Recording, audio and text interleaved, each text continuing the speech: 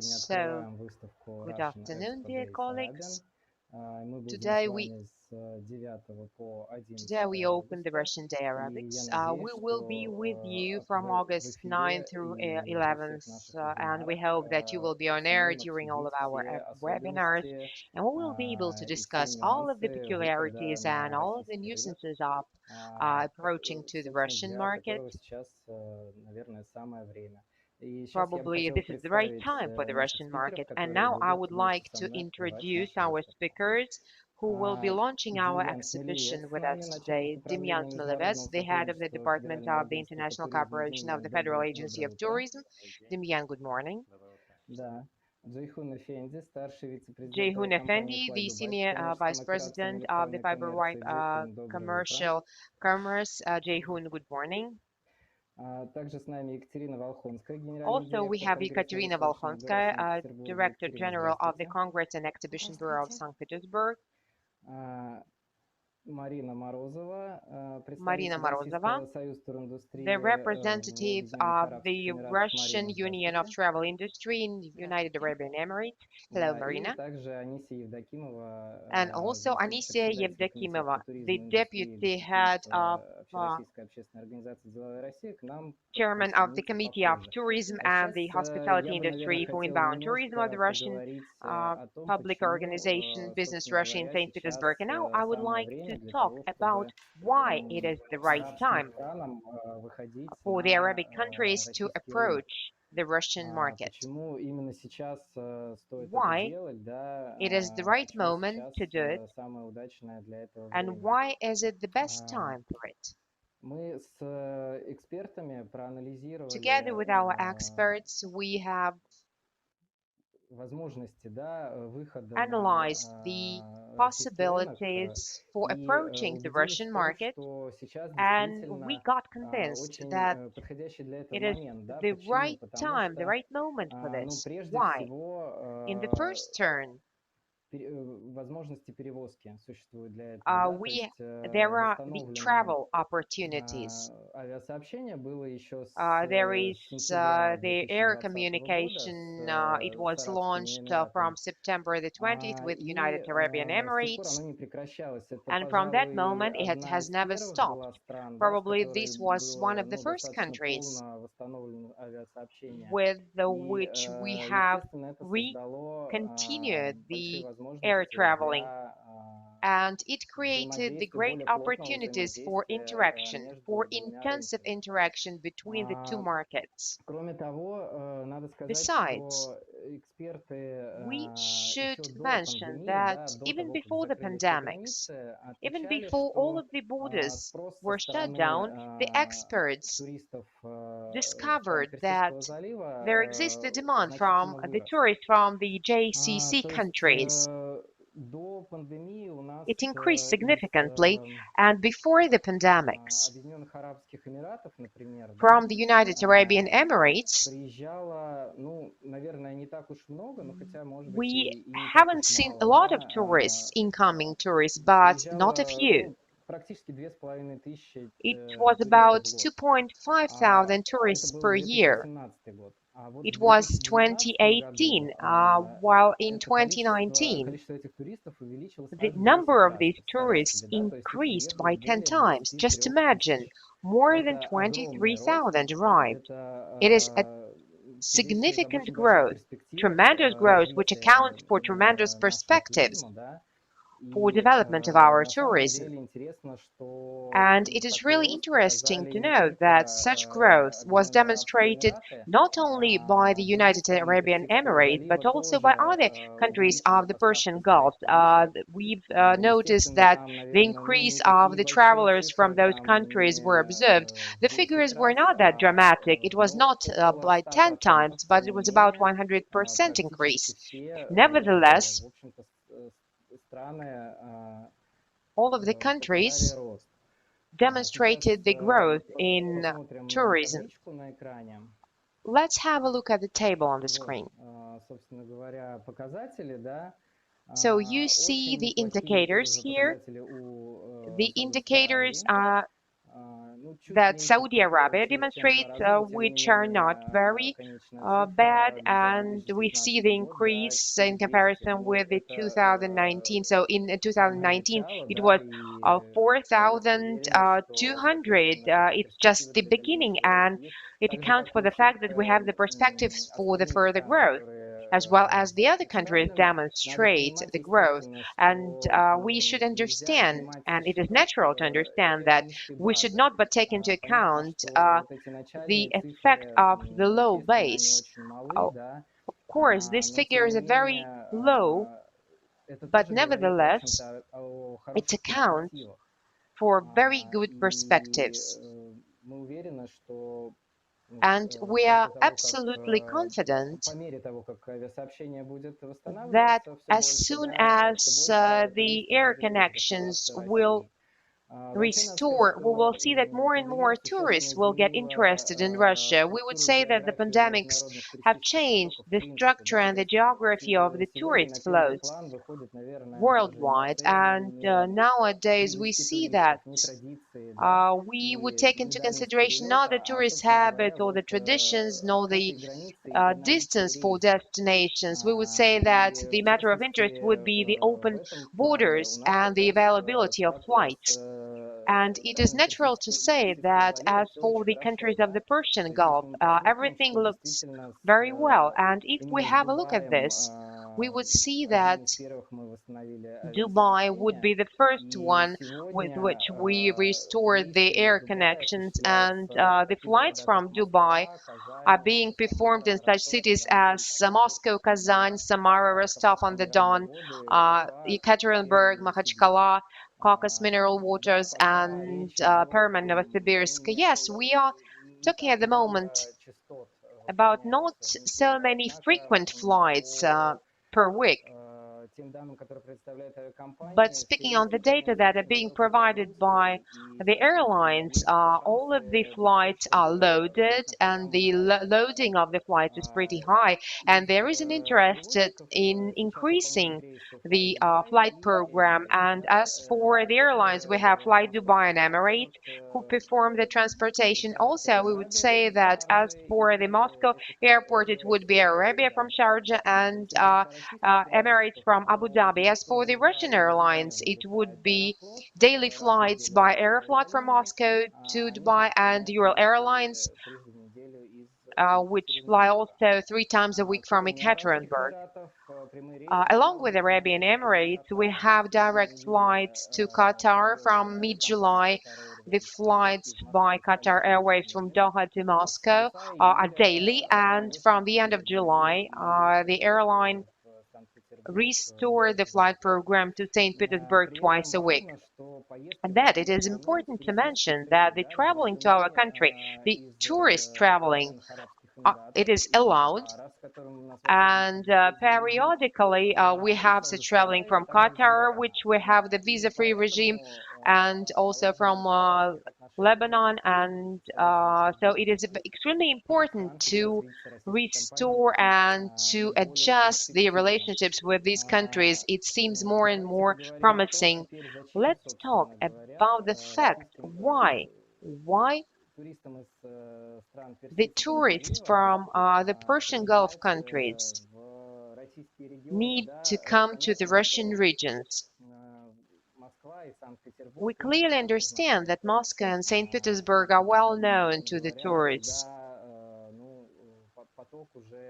And the tourist flow exists for a certain period of time, and there is not much to say about these cities for them. So, but at the moment, we see that the perspective appears for the tourists from the Persian Gulf countries to discover Russia and understand that Russia is much more than St. Petersburg and Sochi and Moscow. And there are a lot of interesting, unique places which are worth seeing. And as for Russia, in 2020, the incoming tourism moved down severely. We almost lost the entire market, and the tourist flow for the tourists from the Persian Gulf countries could become a very powerful driver to recover. Why the Gulf countries? It is worth mentioning that as for the air traveling, tourist attractiveness of our country for the tourists, we've already mentioned it, but looking at this particular issue from the other hand, we would say that we've a little bit limited, we're severely limited in terms of communication with the Persian Gulf countries. And for the tourists, it would be an opportunity to arrange the discovery of Russia for the tourists from these countries. And speaking of regions, which are worth paying attention to for these tourists, we would say that we see the perspectives for environmental tourism. And from this point, it would be Baikal and other regions of Siberia and Far East, Karelia, Murmansk region would be of interest because our nature, our mountains, our forests would be the kind of exotic that would be interesting for the tourists, from the Gulf countries. And speaking of the reviews that we've received from the tourists who visited other regions of Russia, in the Far East, for example, we would say that they were amazed with having an opportunity to feel the unity with nature when you are isolated for thousands of kilometers, and they're really excited with this, and they are ready to pay money and they're ready to come here. Also, it is really very interesting to see those regions which would be unique in terms of their unique nature and also some additional entertainment like skiing, mountain skiing, which is in demand by the Arabian tourists. Or it could be fishing or hunting. It could be resort leisure. It could be adventure tourism, which would be really interesting for the tourists from the Persian Gulf countries tourists. And also we see the potential for those regions with Islamic culture, Chechnya, Dagestan, and Tatarstan. Also, based on the opinion of our experts, who would say that the pleasure destination would be also of interest because it could be incorporated as a tourist product in the scope of a business trip. For example, having a business trip to Moscow, there could be an opportunity to travel along the Volga River or also along the Golden Ring, depending on where the tourists stay. What makes things complicated in terms of increasing the flow of tourists would be the issue of visa, because from December 2020, the e-visa was supposed to be launched in Russia, but we were supposed to postpone it due to pandemics. The law has already been signed by the president, but it was postponed. But as far as we understand, the Federal Agency on Tourism, the representatives of this agency are together with us. They are struggling in order to be able to launch these mechanisms and to make the entry for the foreign travelers easier. And we have all grounds to suppose that we would get the compromise with our authorities and elaborate the rules that would allow us to launch this system with the involvement of the government and provide the favorable situation for those travelers from the Persian Gulf countries. And at the end, I would like to say a few words about the perspectives of the inbound tourism for 2021. We would say that the perspective looks really great. I think that we have all the opportunities to receive a lot of tourists from Arabic countries. In the first quarter of 2021, Russia was visited by 1,830,000 foreign travelers from different countries. It was not just the tourist travel, and we would say that as for tourism, it was 12,350,000 travelers. It is 90% less than in 2019. when our borders were open. And we would say that we have all grounds to suppose that we would have the opportunity to increase the tourist flow. And we would say that the first market in terms of inbound tourism would be the country from the Middle East. It would be United Arabian Emirates. It would be one of the leading countries in terms of inbound tourism. And it is a good confirmation of the fact that we could discover different opportunities for our regions. As for the information that we receive from Moss Tourism, it would be allowed around 8,000 guests from the Middle East arriving from GCC countries. The majority of those arrived in May.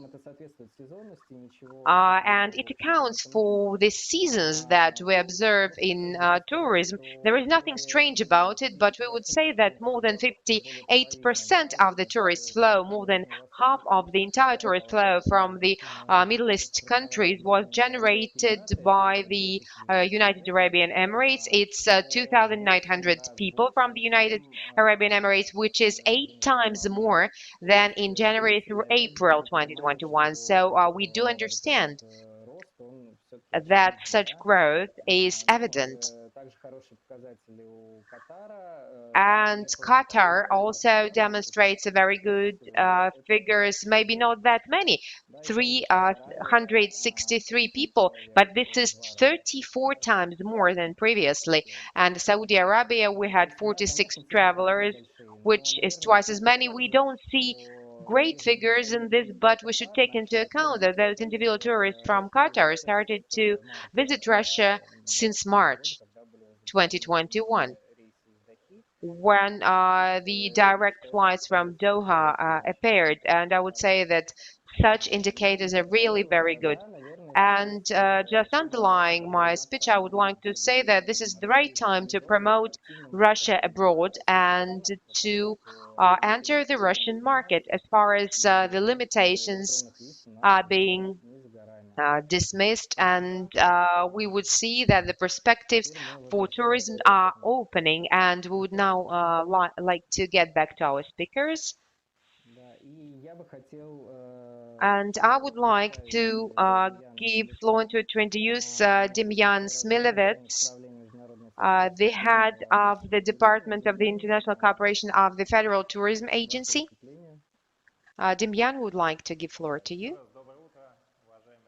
Once again, good morning, dear colleagues. I'm happy to welcome all of you on behalf of the Federal Agency for Tourism, and personally, I'm happy to welcome you. And briefly, I would like to tell you about the prospects of cooperation with the Arabic countries. It is true what Artyom has already said. He said a lot. This is a lot that has been addressed by him, which I was going to address. Thank you for such an overview of the situation.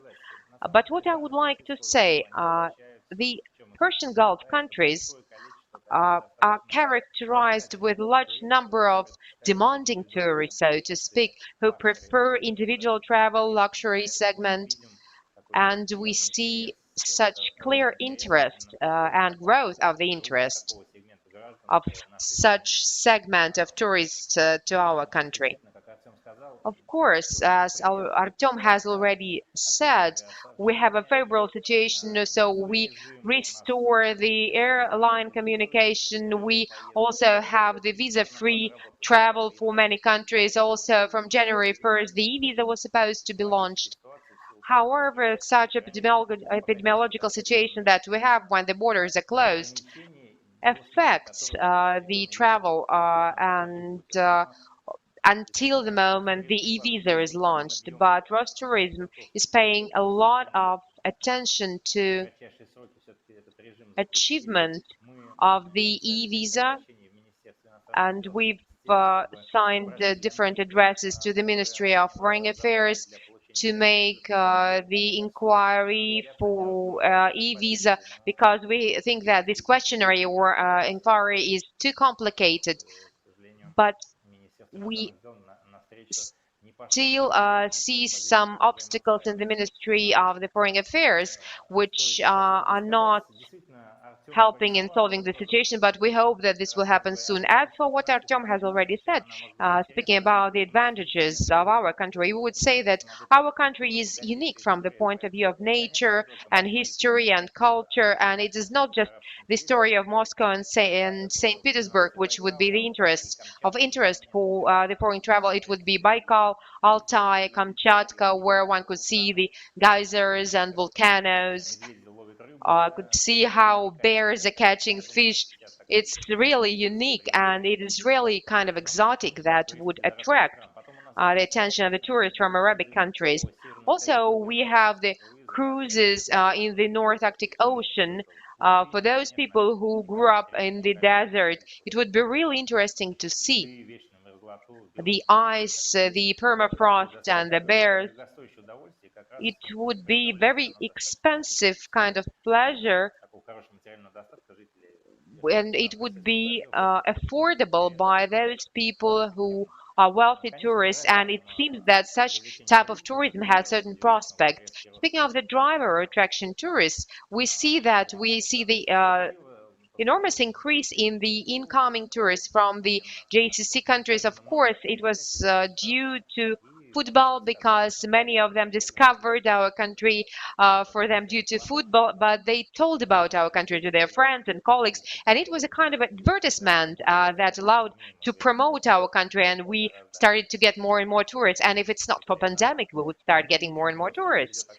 And we see that tourist tourism is very active in terms of attracting tourists from the Muslim countries. Just recently, we would say it was about 6 months ago, we had a round table. We hosted the round table on halal tourism. We discussed the prospects for this destination, how to develop such type of tourism in our country, and we hope that today's event, under the auspices of the Russian Expo Arabian Days, would increase the demand and interest from the tourists to visit our country. Thank you very much for your attention.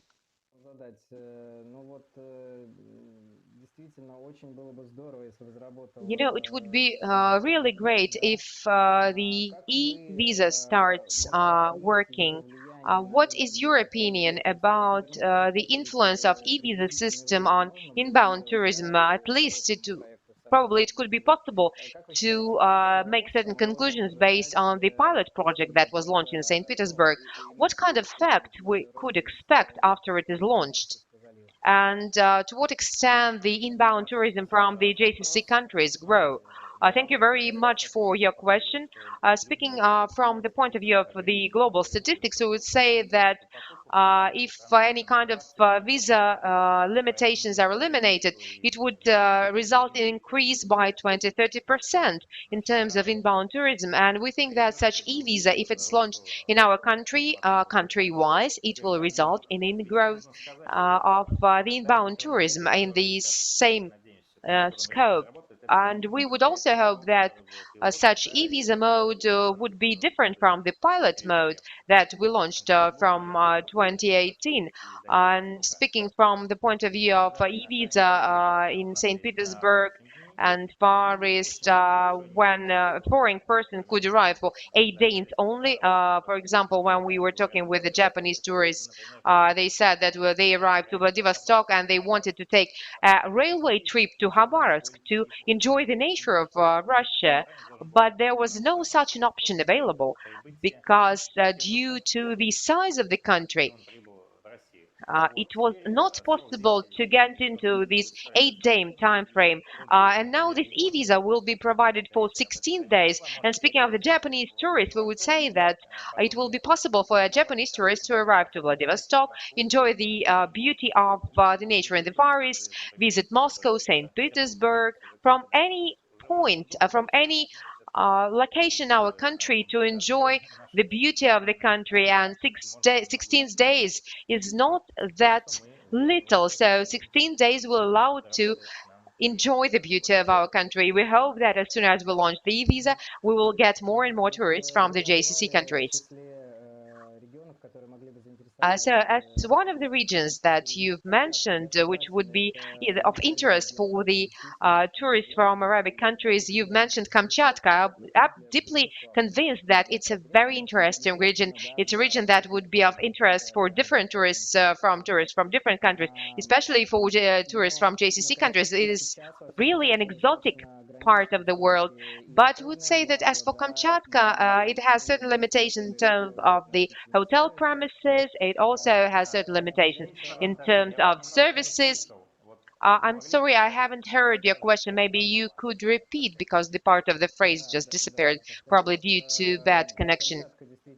I would like to repeat that Kamchatka is also of interest for the Arabic tourists, but unfortunately, we see certain limitations due to hotel premises and due to services which are being provided in that region, because we know that the tourists from Arabic countries, they are really very demanding and they need to stay in nice hotels. And as far as I know, when the Arabic tourists are offered to travel to different regions besides Moscow and St. Petersburg, if there are no international network hotels, they would reject such an offer.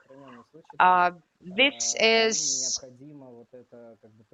an often case when they refuse for such opportunities, and they need to understand that they would be met by nice hotels and services. Speaking of Kamchatka, maybe, and take into account that we have very limited flow of tourists to Kamchatka, to what extent you think it would be possible to speak about the fact that the tourist flow to this region tourist flow of tourists from Arabic countries would increase to this region?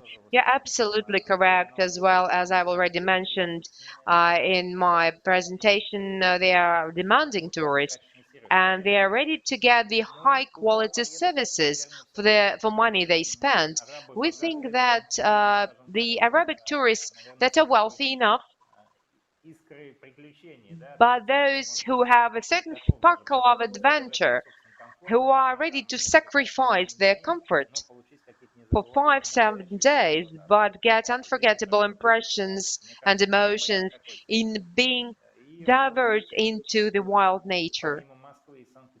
And besides Moscow and St. Petersburg, it would be interesting to my mind for the Arabian tourists. I think it would be Kazan would be the region of interest, which is getting more and more popular.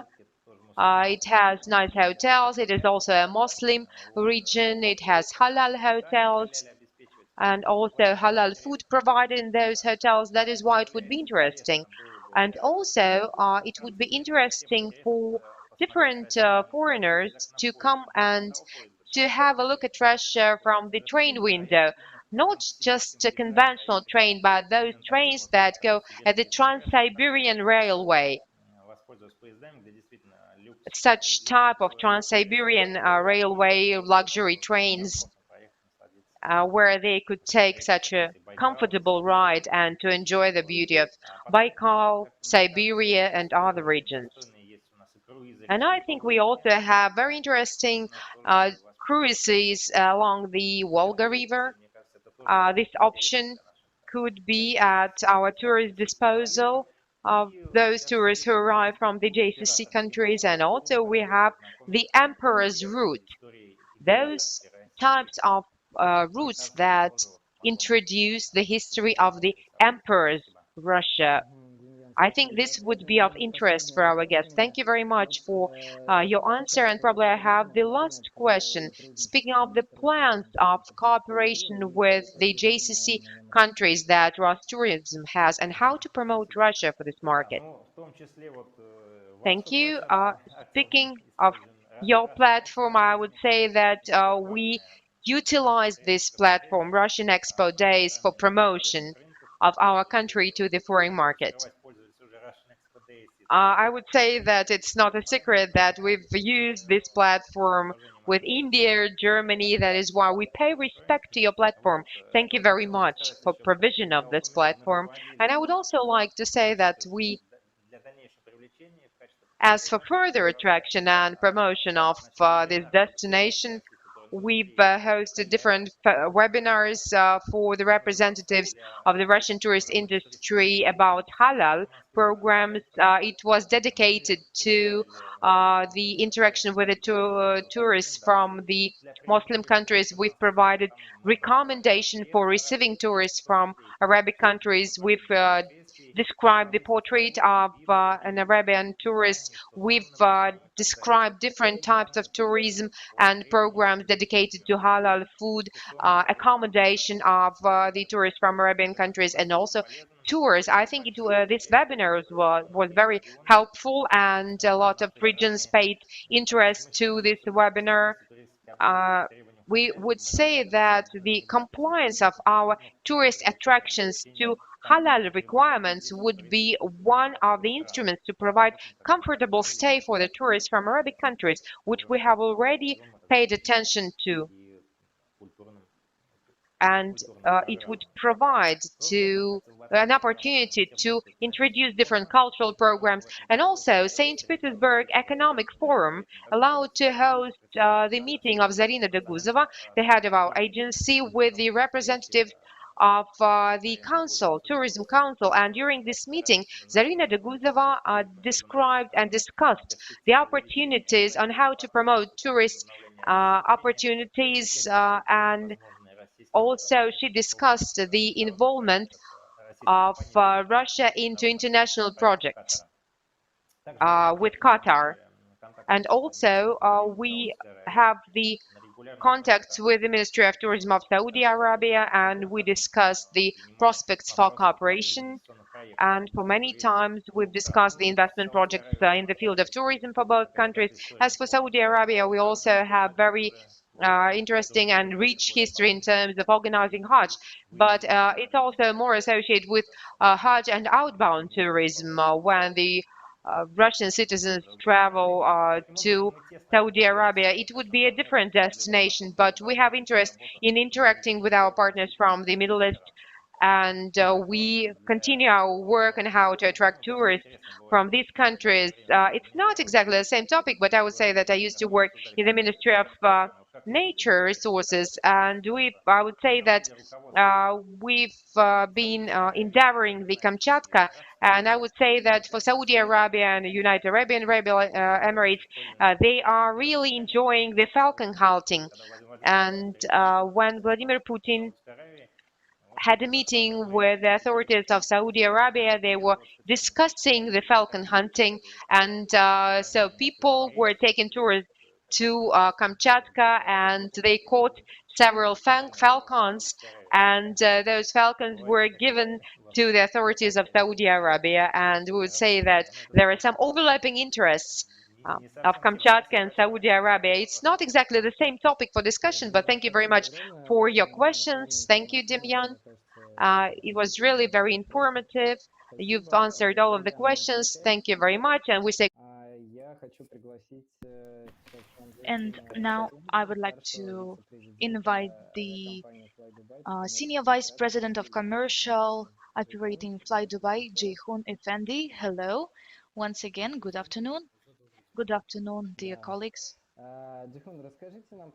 Ceyhun, please tell us about the flight policy of Fly Dubai to Russia. As far as I understood, a couple of flights were going to become more frequent, if it is true, and when we are going to see this increase. Yeah, this year we started flying to 10 cities and 11 airports, for example, to Zhukovsky, Vnukovo, and 10 airports in the region, starting from Novosibirsk and to Makhachkala, Rostov, and others.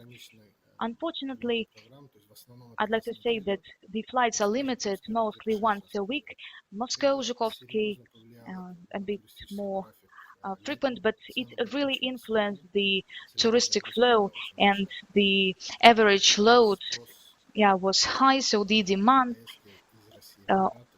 from Russia to UAE was higher than the supply.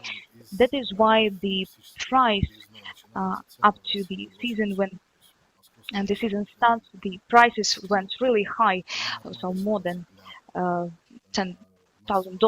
It is not appropriate for touristic industry. Before the pandemic, we started flying.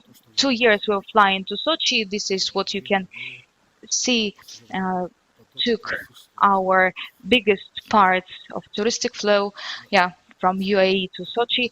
And in general, it was a really good destination because it was not far to fly, not as to Moscow, for example, and it was quite a tourist-friendly destination, especially after the Olympics.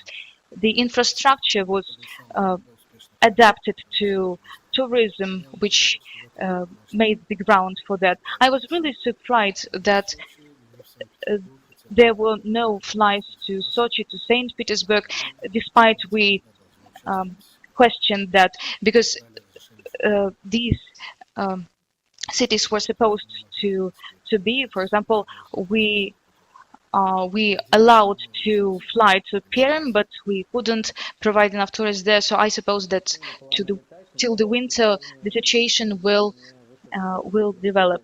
So, but you couldn't get the exception, right? I suppose that it is because that in the summer, Sochi is really overloaded with the inner tourists, Russian tourists, and it is impossible to load it with foreign tourists as well. So the infrastructure will not be able to support those tourists. And what other regions are you going to fly as well? As for our program, we are looking at Kaliningrad. It is a unique destination to my mind because this destination was one of our plans, and we are also planning to fly to St. Petersburg and Sochi this winter because Sochi is quite popular in the winter for every tourist. And apart from holidays, public holidays, from May till the end of September, we can say that this is the high season for tourism. And I would like to say that my colleagues have already mentioned that we make a focus on Arabic tourists, but if we talk about Qatar, Bahrain, Oman, more than half of citizens are not Arabs. If we focus on the biggest group, they are Indian citizens. They can be found anywhere in the world, in this region in particular, and I suppose that they have different preferences, and their attitude to Russia may be different, and maybe they desire to go to Russia more than Arabic tourists. So this is what should be considered as well. So when we consider our touristic flow, we take into account them as well. And how do you estimate the demand for Russia from the part of UAE tourists in comparison to what we had before the pandemic in 2019? How many tourists come to Russia by Fly Dubai Airlines? So I can't tell you the precise number, but what we can see now is the decrease of this number because the prices were high, the flights were rare, and we didn't have flights to our typical destinations like Sochi and St. Petersburg. But I can also just say that, as my colleague has mentioned, after the World Championship, people became really interested in Russia. Before, they maybe didn't know a lot about this country. They didn't know where the country is, but the touristic potential was at a really low level. Moscow was extremely popular this year, and there were even VIP tourists who paid thousands of dollars. But at the same time, it was because everything was closed and the tours were limited, and the number of cities was limited as well. For example, the United Kingdom, some other European countries were closed. And that is why we suppose that next year it will be better. For example, why can we say that? It all depends on flights from different countries. If we talk about UAE traffic, is the high demand from Russian tourists to UAE, and this is the traffic by default. We are going to look at how we are going to develop this touristic flow. We are looking at direct flights, and we need to pay attention to United Arab Emirates. It will be easier to develop the region if the flights are more numerous. And I believe that we pay less attention than needed to flights which attract tourists. We definitely need to do that. We always look at the touristic flow from Russia to UAE, but we haven't seen the active part of airlines, their strategies in terms of inbound tourism. Yeah, it is quite logical because we usually take into account the touristic flow, which is higher. But I believe that this tendency will differ.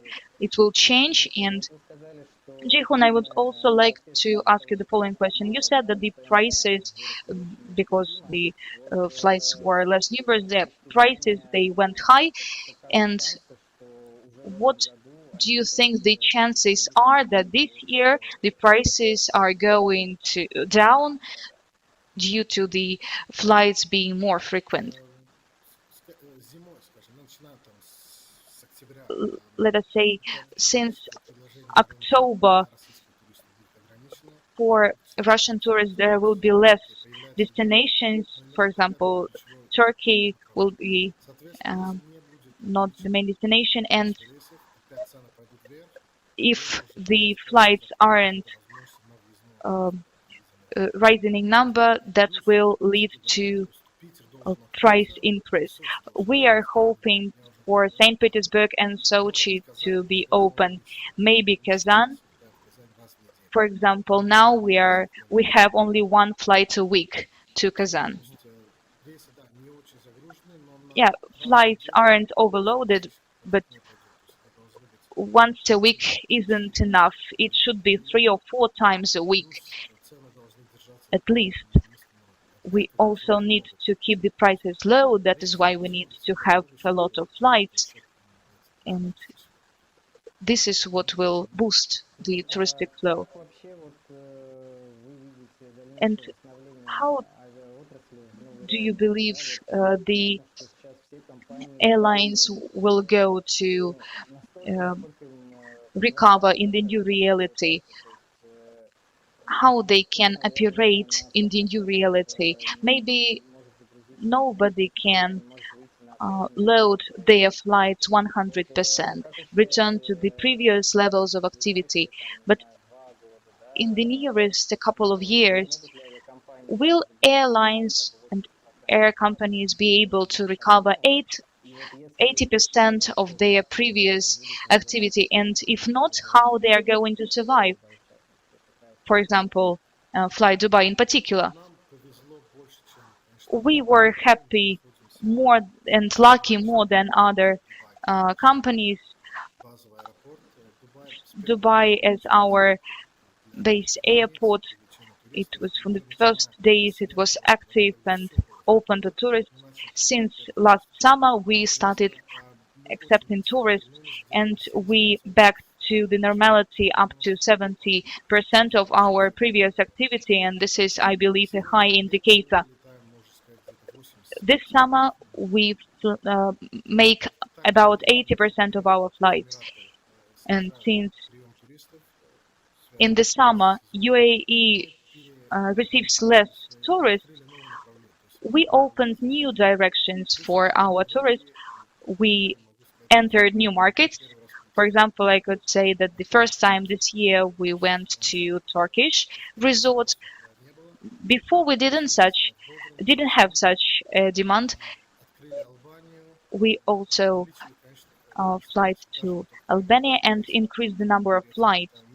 For example, we fly to Mykonos and Santorini, Greece direction. Yeah, we were surprised with that. If some cities are closed, we try to open new directions. I believe that Fly Dubai, since the beginning of its operation 2008, opened for the UAE some new directions. It is Caucasus, Georgia, Azerbaijan, Bosnia, Albania, Montenegro, and other directions. We are constantly working on increasing those directions, attracting new tourists. And if we talk about Russia, we had a similar story here. We attracted our tourists to Sochi and the flights were cancelled. Yeah, I believe that the situation will improve. It will be better after the pandemic. And now I would like to say that our situation is a bit better than those of our colleagues. Fly Dubai attracts tourists and Dubai was an open city, one of the first who opened its borders for tourists, and we made lots of effort to make it possible. Thank you very much for your presentation. It was really interesting to find out all of that, and I believe that Fly Dubai will get the access to the cities you plan to go as soon as possible. And I believe it will be beneficial both for Russian tourists and Arab tourists as well. Thank you very much. Thank you.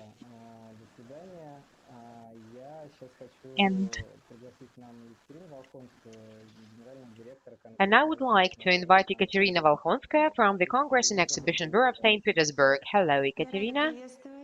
I'm happy to welcome the organizers and the participants and the guests of the exhibition on behalf of the Congress and Exhibition Bureau of St. Petersburg. And personally, on my personal behalf, speaking about St. Petersburg, I would say on one hand, it would be very easy to speak about St. Petersburg because it is one of the largest and tourist and business centers of Russia. And always the travel to our city is very interesting cultural program. But St. Petersburg could satisfy different tastes or demanding tourists, and together with the adjacent regions in the northwest of St. Petersburg, could you please tell us about the capabilities of the north capital that the city could offer to receive the tourists from Arabian countries and how the city could attract such tourists? In the first turn, I would like to say that the city has the experience in organizing and hosting the international events. In the first turn, it's the business center. Speaking of the ICA rating of the International Association of Congresses and Conferences, St. Petersburg was #1. In summer this year, even the summer is not over, but we would say that we've hosted 4 major events. Taking into account that we're living in the period of the pandemic year, along with the St. Petersburg Economic Forum, which we were talking a lot about, and along with the Football Cup, we hosted the Space in conference. We had the online and offline conferences, more than 4,000 of those, together with the International Aeronautic Association. We've received engineers and researchers in space industry from the whole world. We've hosted different events. It was the fast for the school leavers, which was broadcasted in 87 countries of the world. So, speaking from the point of view of our experience in receiving the international business tourism from different demands in terms of receiving international tourists, we would say that we have very valuable experience, and we were the first ones who joined the safe travel industry that was developed by the International Council of Safe Travel Industry. And we've also launched our own program, the Safe Travel in St. Petersburg, which would comprise more than 1,800 institutions of the tourist industry of our city, and they will be awarded with the Safe Travel sign. It will be possible to see all of these institutions and organizations at our city portal and our city map. It would be possible to choose these institutions and to feel yourself safe. So traveling to St. Petersburg, along with comfort, it also provides safe travel opportunities. This is what is related to traveling during the pandemics. And we would understand that all of the difficulties that we're talking about and the traffic availability and accessibility for the Middle East countries, it certainly affects the tourist flow in St. Petersburg. And I would tell you what the city is doing for this. As far as historically, the city was multinational and multi-confessional. And if we have a look at the history of the city, for more than 300 years, people of different beliefs, they were living in friendship. So far, the culture of the city, we would say that the culture is filled with different religions and beliefs. And in our St. Petersburg University, we have this faculty for the Eastern countries, where we provide training for those experts who will be working in the field of Arabic countries, and they will facilitate the connections in the field of industry, science, art, and culture. And all of these steps facilitate the development of tourism. We've mentioned St. Petersburg Economic Forum, and we've dedicated the program for the delegation from Qatar, which included more than 400 delegates, and the Russian-wide agreements were signed at this exhibition, but also our city signed an agreement on promotion of tourism and development of tourism between our countries to be able to promote the country for the tourists from Qatar. And from the point of view of organization and consultancy services provided, we would say that during the time of the St. Petersburg Economic Forum, and we are still developing the cultural program, the so-called the Days of Qatar, which are available in our city for the wide public, which allows the interpenetration of cultures, which is extremely important. And we would say that we have 3 representative officers from the Middle East countries. And speaking of promotion of St. Petersburg as destination in the Arabic market, we have such representative offices. And moreover, St. Petersburg takes part in Arabian travel market exhibition to be able to present and introduce the capabilities of the city, the opportunities the city offers to the tourists. And now I would like to get back to the situation when we would say that the city has a certain image, being the cultural country, the cultural capital of our country, because we would say that not only the cultural program is of interest for the tourists, the open air museum or the open air theater, we have different events being held in our city.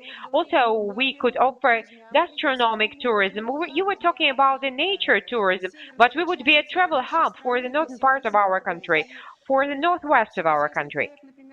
And the well-known project, the Golden Ring, is well promoted, but also there is a project that we've been promoting. It's also the so-called the North necklace, as we call it. We promote the northwest of our country, and when we speak about that, the environmental tourism is very attractive, and it could be very attractive for the Arabian market. We would say that a travel through St. Petersburg to Karelia or to the Great Novgorod or to Pskov, then to Arkhangelsk and Kaliningrad, which is not far from our city. It's the working route for us. It is one of the priority projects for us at the moment, and we've been elaborating this project at the moment. Could you tell us, Ekaterina, which tours are in demand by the tourists, Arabic tourists, in the first turn? What is the most interesting for them? So for how many days they arrive, and what would be the most interesting for them? What would be the average expenditures? Speaking about the travelers from the Persian Gulf, we would say that they're record travelers in terms of expenditures. It's about $60 billion they spend when they travel worldwide. But we would say that the tourists from the Middle East, they spend more than an average tourist in our city. We would say that the average amount of transaction for the tourists from Qatar will be $300 or $472, which is much more than a European tourist would spend. Or tourists from Asian region, for example. Speaking of the purpose of the visit, it would be more the business visit. Some pay for luxury vacation, plus they're interested in cultural city events, gastronomic tourism, and the exotic of our northwest region. This is what I've already mentioned. Thank you very much, Ekaterina. As far as I understand, there is also a video you would like to demonstrate.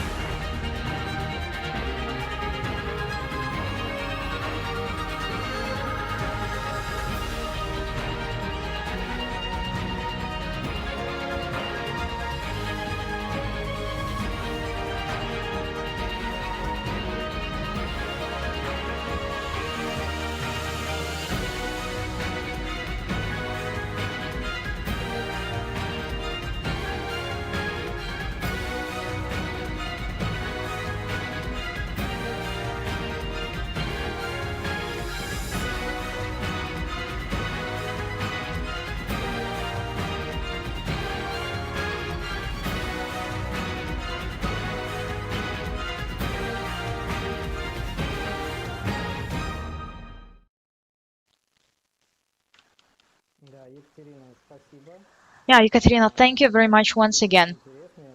It was really interesting, and I believe that everybody knows about Saint Petersburg. Every tourist from Arabic countries know about the city and all the opportunities tourists can get from this city. Yeah, they need to come several times for that. And we say goodbye to Ekaterina, and now we proceed to the following topic. Today we talked about different ways of accepting Arabic tourists. We have huge potential for that, and in details, this is Anisia Yevdokimova who could tell us about that. She's a deputy chairman of the Committee on Tourism and the Hospitality Industry for Inbound Tourism of Russian public organization Business Russia in St. Petersburg. Good afternoon, Artyom. Can you hear me clearly? It is perfect, yeah. And I thank you. I would like to thank you very much for this opportunity to take the floor at the opening of Russia Expo Days. I suppose this is a very important event for our industry. It is important thing to tell about the opportunities we had. We have my colleagues have already mentioned some important topics, and me personally, I would like to focus on new opportunities Russia has for tourists, because we do understand that the tourism will change, that we will fly to other countries, and despite the COVID-19, our countries managed to cope with this problem, and we try new measures for new ways for traveling, some passports of safety and other ways, and we do know that we will continue traveling. And speaking about the crisis, I would like to tell about some new gravity points, some new tendencies, and I would like to start with the e-visa. We have been talking about that a lot. Yeah, I believe it is important thing. It is important thing for crossing the border, which is now luckily becoming more easy and fast than before.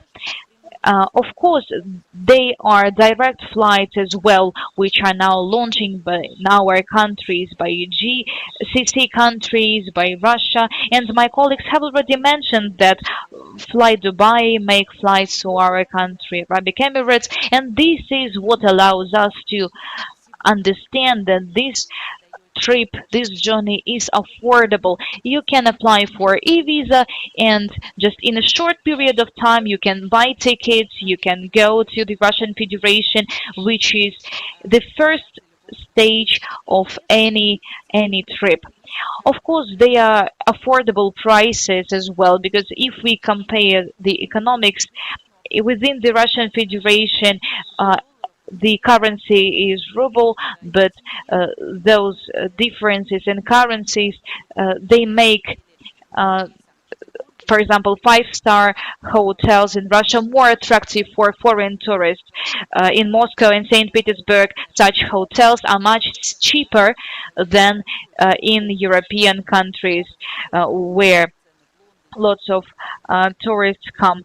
So if we take Paris, London, of course, Moscow and St. Petersburg will win in this competition in terms of price, in terms of services as well. Yeah, I'd like to mention that also. Yeah, once again, the prices in Russia are quite affordable. Russia is not expensive at all. It is quite a cheap destination, even for VIP and luxury segment. Even before pandemic, we had this tourist flow in both direction, and Artyom has already mentioned those numbers of tourists coming and going every year, and I believe that this year tourists coming from Russia to Arabic countries and vice versa, yeah, the number will increase. And today I would like to talk about some new ways, some new opportunities we have today. Now we like to talk about what you can expect from Russian Expo days. So some tips you should pay attention to. So first of all, there are new companies and new services. We now are witnessing new companies emerging on the Russian market, digital companies, some new attractions, new attractive points. Our colleagues will talk about that in detail. The next thing is safe travel. Ekaterina Volkhonskaya has already mentioned that. Safe travel. St. Petersburg is the first city in the Russian Federation which joined this program and which started issuing touristic companies this sign, safe travel sign. After that, this program was launched in Moscow, and now some touristic companies from St. Petersburg and Moscow, they have the safe travel sign, which says that they are fully compliant with the international tourism safety protocol. This is safe tourism, and this is the very tourism we have been talking about. And this is the answer why in 2021 we welcome foreign tourists and why they choose the Russian Federation as their touristic destination. We have 85 regions in the Russian Federation. Before the e-visa was introduced, we could say that tourists mainly went to Moscow, St. Petersburg, to Sochi a little bit, but now we can freely say that there are 85 absolutely unique and different regions in the Russian Federation. And what my colleague from Russian tourism has already said, we can offer some touristic trips to Arctic to see the some attractions of that place of extreme north till the south of country, Sochi, sea coasts, which are quite familiar to our guests from GCC countries. They escape from the heat they have in their region, but that doesn't mean that they are not ready to go to the sea. They are ready for such type of tourism, and this is our benefit, our advantage, that in our country you can experience all kinds of tourism, as well as our Far East. You can also visit Altai, the Urals. It is a unique heritage of our nature, and maybe in terms of service, yeah, only a couple of years will need it to provide the required level of service. Yeah, but even now you can go there and still enjoy the beauty of those regions. And now we are talking about a new Russia, which is unique and hasn't been discovered fully yet. So what are the our main destinations? Moscow, St. Petersburg, Sochi, and Kaliningrad. So in this picture, you can see Central Universal Shop from Moscow, where you can find just all kinds of goods and products for every sophisticated customer. St. Petersburg, yeah, in order to get the idea of this city, you need to visit all the palaces there, you need to visit Pushkin, you need to visit Petergov with its unique fountains. And we believe that this heritage, this cultural heritage, is what foreign tourists are looking for when coming to St. Petersburg. I would like to tell you about Sochi and Kaliningrad as well. Sochi is our resort, our sea resort, and maybe for our guests from Arabic countries, it will be a real discovery. I believe that not everybody knows that Russia has its own sea, that we have high quality five-star hotels which work in all-inclusive system, which are located just by the sea. And if we compare price and quality, uh, we could say that this kind of tourism is more affordable than in other countries, and it is more diverse. For example, the Black Sea is considered one of the most beautiful and one of the clearest seas in the world, and our hotels which are absolutely compliant with all the standards, yeah, they can welcome, they can accept all kind of tourists. When the direct flights were launched, we saw a great number of tourists from Arabic countries as well. So Sochi is a great resort of Russia. So Moscow, once again, it is kind of a business destination, pleasure. As we already mentioned, it is the combination of business trip and some cultural journey. This Russian capital has a unique history. It is just unusual from all angles. It is shopping, it is medical tourism as well. So I'd like to emphasize that medical tourism is quite popular with our Arabic tourists because it is a new touristic destination, and the quality of medical treatment in Russia is quite high. Also in Moscow, we have, so you can see in this picture, you can have a breakfast contemplating the Kremlin view. So this is what can satisfy all kinds of tourists. A couple of words about our new service. I am a social activist in tourism, and I'd like to say that one team in St. Petersburg launched Billetarium service, which allows to visit museums buying tickets online. Uh, there are also accounts for foreign companies, touristic companies. And if you have any questions on what to visit and what to see in the Russian Federation, you can contact us. Feel free to contact. And thank you very much, Artyom, for this opportunity again. And I believe that my presentation continued the overall topic today. Thank you very much, Anisia. Thank you very much. Yeah, now I would like to give the floor to Екатерина Волхонская. Excuse me? My mistake. I would like to invite Marina Morozova, the representative of the Russian Union of Tourist Industry in the United Arabian Emirates. So Marina, your turn to speak, so we can hear you very well.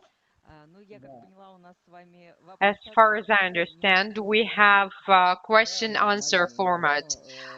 Yes, that's true, Marina. As far as I know, you took part in preparation for emerging of the Russian regions to the Arabian market. Please tell us what it was, how was it, and what are the results of this effort? Thank you very much, Artyom. Being a last speaker today, it's on one hand, it's an easy task, and on the other hand, it's a difficult task. I would like to join the previous speakers speaking of the regions and being a foreign representative office of the Russian Union of Touristic Industry.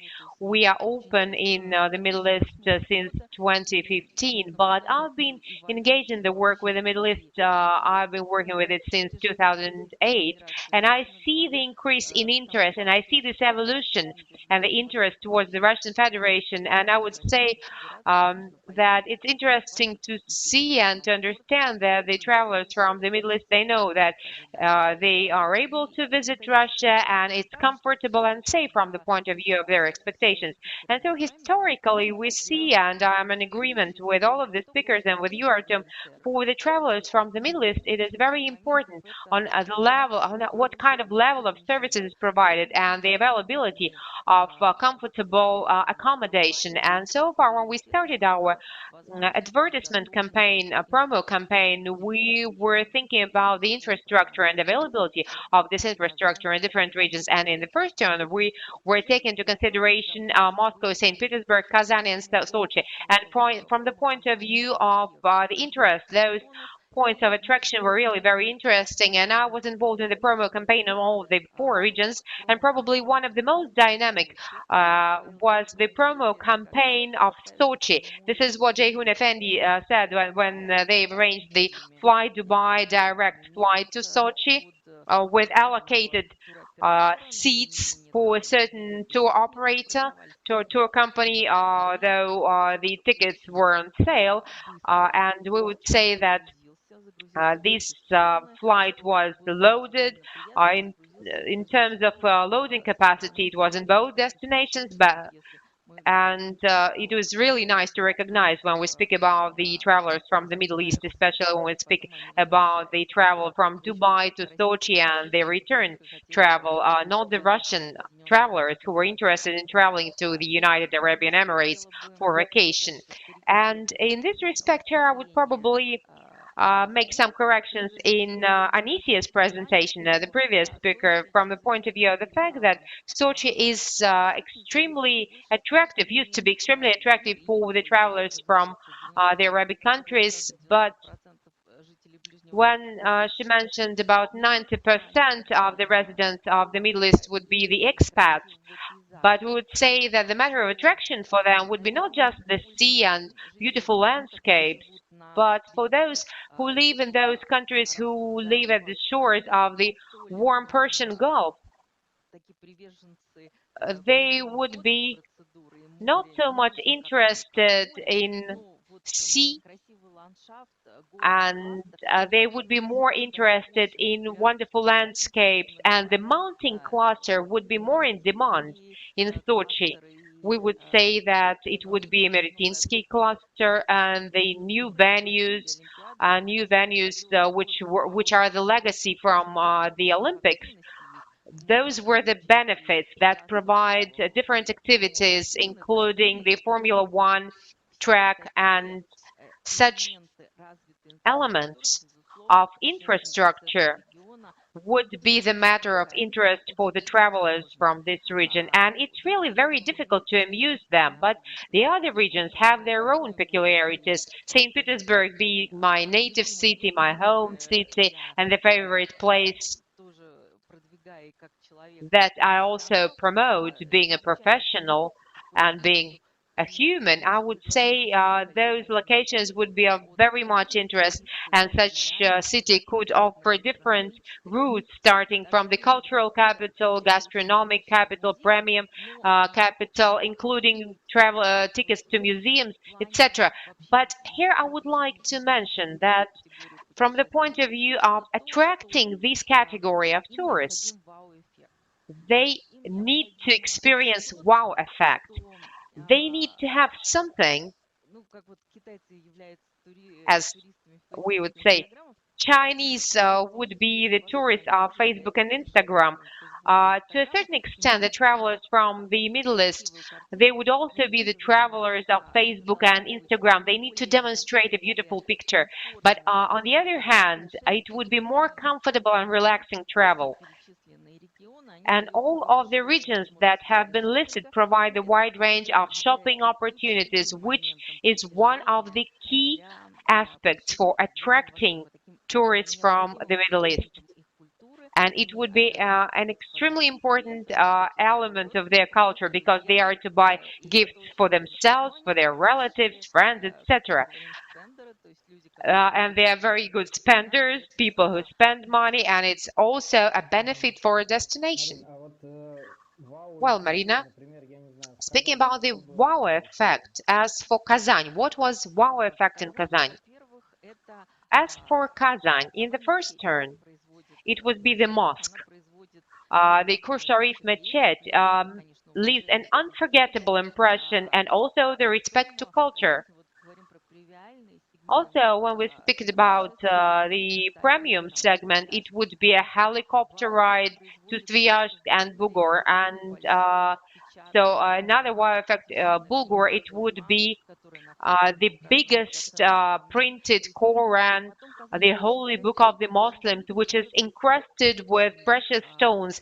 And Kazan is also a very clean city with halal-friendly infrastructure. Wherever you go to restaurants, you would see that you would have halal-friendly menu. And it's also very, very important for them because their perception of Russia is a perception of a friendly country. And Kazan would be a kind of a window of friendliness and culture identity, and this is also a wow effect for them. So far, wow is not something which they had never experienced before, but mosque could make such a wow effect, something that is worth paying attention to. So it would be beauty, cleanliness. If you have ever visited the mosque, it really makes an unforgettable impression. You know, we do understand that Moscow, St. Petersburg, Kazan, and Sochi, everything is wonderful about the infrastructure and services in these cities. It is at the worldwide level. But as for other regions, it's not always when the infrastructure is available. What is your opinion? What to do with it? What to do with the region? How the region could provide wow effect to the Arabian tourists, wonderful nature, but as for infrastructure, it is not polished. So what are these regions supposed to do to implement tremendous effort in infrastructure, training guides, training the personnel, make them speak English, be available 24 hours a day? What kind of strategies such cities should implement? You know, many regions nowadays are trying to approach this market. As far as this is one of the few markets which is open for public. I know that Perm is undertaking such efforts, and it's natural that travelers have the interest, and the travelers have interest to Kamchatka. As it has already been mentioned, we would say that the infrastructure is not homogeneous, but the wow effect will be achieved by nature. And here, maybe we should stick to such a concept that we should provide service localization. We should consider the route very thoroughly. So, for example, if the region has one or two accommodation places which have a high quality, places that are worth seeing, and those places which could be improved from the point of view of services provided for the travelers, when such routes are thought carefully and which are adjusted to travelers, it would allow to get positive impression of a traveler, and the traveler will have an idea and desire to visit these places again and tell about those places. But if the infrastructure is not well adjusted, then the effect would be on the contrary. So we need to have these accommodation places thought very carefully. For example, I was on a farm trip in Perm. I would say that nature there is really amazing. It's real Russia with a lot of forests, rivers. Just imagine rapid rivers and people coming from the urban desert. They come to these regions. Of course, this is very interesting for them.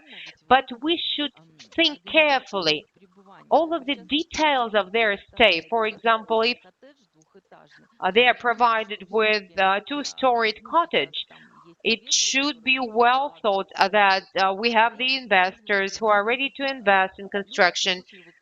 We should consider that these people are used to European standard of living.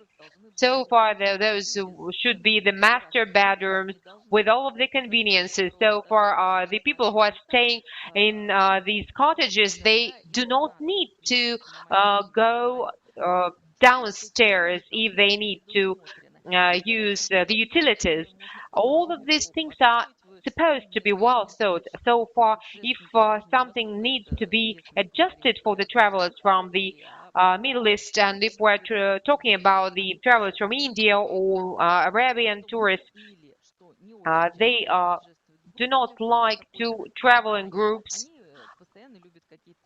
They like to eat different nuts or having different snacks. It is the must-have in the buses to have water, snacks, napkins, but it's easy to arrange. But even such things could spoil an impression of a traveler about stay in a certain destination, even though all the rest would be ideal. Of course, we are supposed to adjust the level of services. For these purposes, we have the experts, we have the tour companies that could give advice on certain moments. The last question I would like to ask, what would you advise? Is there a kind of algorithm of entering into the Russian market for the companies from the JCC countries? For example, if the tour company wants or understands that there are certain demands, look at the demands in internet, inquiries in internet, looks at analytics of search in internet, and sees that there is a potential audience that is interested in a certain region in Russia, and this company wants to approach this region and start providing tour services to travelers to this region. How this interaction should be started? Is there any kind of a system approach to this? Of course, there is a system approach to this approaching the partners in the first turn, because many receiving tour companies in Russia, they take part in different events in the Middle East. These B2B channels are being generated, and there is certain interaction observed through such sales channel that would be able to explain all of the peculiarities of reception of such tourists. And of course, if these are large tour companies and those companies are ready to load the aircraft, like we had a case with Fly Dubai, and to be able to break the ice of untrust to safety and understanding, probably the administration of the region will be able to present all of the opportunities, the business opportunities, travel opportunities for those travelers who just travel for vacation. Also, there are opportunities which they offer for events. Just speaking from example from Sochi, I would say that when we were in a fam trip in Sochi, one of the tour companies bought a small hotel. There were certain questions about even the investments to the regions. So far, we would say that also it is important to take part in the events of the event that you organize, because any kind of knowledge is converted into money and experience. Thank you very much for your presentation, Marina. It was really a very interesting experience, the experience that you have, and you shared the experience in terms of helping the regions how to approach the Arabian market. Thank you very much. And I would like to say goodbye to all of our speakers, and just a few words about our further program for our listeners. After the exhibition will be continued by the representatives from the Krasnodar region and Chechnya. At 1 o'clock, the Persian Gulf time, we would tell you about the Krasnodar region. This is the territory of the mountains, rivers, mountain cavities. This is one of the gorgeous, this is one of the most warm region, the warmest regions in Russia, which would be very interesting for the Arabian tourists. Also, experts from the region would tell you about the opportunities that they could provide for long-term rest in at villas or yachts or boats, or maybe other unique offers for the Arabian tourists. At 1:15 of the Persian Gulf time, we would listen to the representative of one of the mysterious regions of Russia from Chechnya about the beautiful mosques at the territory of the Republic, about the halal cuisine, about wonderful places with mountain landscape which are worth visited by your tourists. It would be the highest lake, Kizilay, where it is possible to sail, and also the Twin Towers in Argun Gorge, which are considered to be a symbol of Chechnya. And of course, it would be an opportunity to visit the unique mosque, the heart of Chechnya. Tomorrow, August the 10th, we will start our work at 11 o'clock Persian Gulf time, and we would start with online presentation of the Kamchatka region. The beauty of this region is associated with legends worldwide. It would be the famous volcanoes, picturesque landscapes, helicopter tour, hunting, and different levels of services. All of the details on how to organize the trip to Kamchatka, and all of the levels of services that they could provide to the travelers from Arabic countries. And at 12 o'clock, we would start the program about the opportunities of MICE tourism in Russia, which is being developed in Russia, and we have different successful cases of international events, global events that we host in our country. And in the middle of the day, it would be possible to organize different types of events in our meeting rooms, and in the evening it is possible to enjoy the helicopter tour or architecture. At 1:15 at Persian Gulf time, we would have a 15 minutes presentation of services from Profi.Travel. This would be one of the biggest tour companies in inbound tourism, and the last day, the final day, will be dedicated to our north country, to St. Petersburg. We'll start our program at 11 o'clock of the Persian time, Persian Gulf time, and the experts from St. Petersburg would tell you on how to organize tours to one of the most beautiful cities in the world, and the representatives of the tourist business in St. Petersburg will share the information about the most interesting and the most popular programs to St. Petersburg, the north capital of Russia. At 12:15, we will have the program about an interesting project that integrated the tourist capabilities of two countries, of two capitals. Moscow and St. Petersburg. It is called the Million of Impressions. These cities are well known by their beauty, infrastructure, and diversity of different projects, and the experts in tourism in these cities would tell you why these cities are ideal for tourists and what advantages are provided by the visit to these capitals. As a result, the participants of our exhibition will have the opportunity to get the prize farm trips to Moscow and to St. Petersburg with the tickets from Emirates and accommodation from Profi.Travel servers. And I wish you to win, and I wish you to watch all of our programs, and I would like to invite you to join us and stay with us. Our exhibition is open. I hope you will be interested.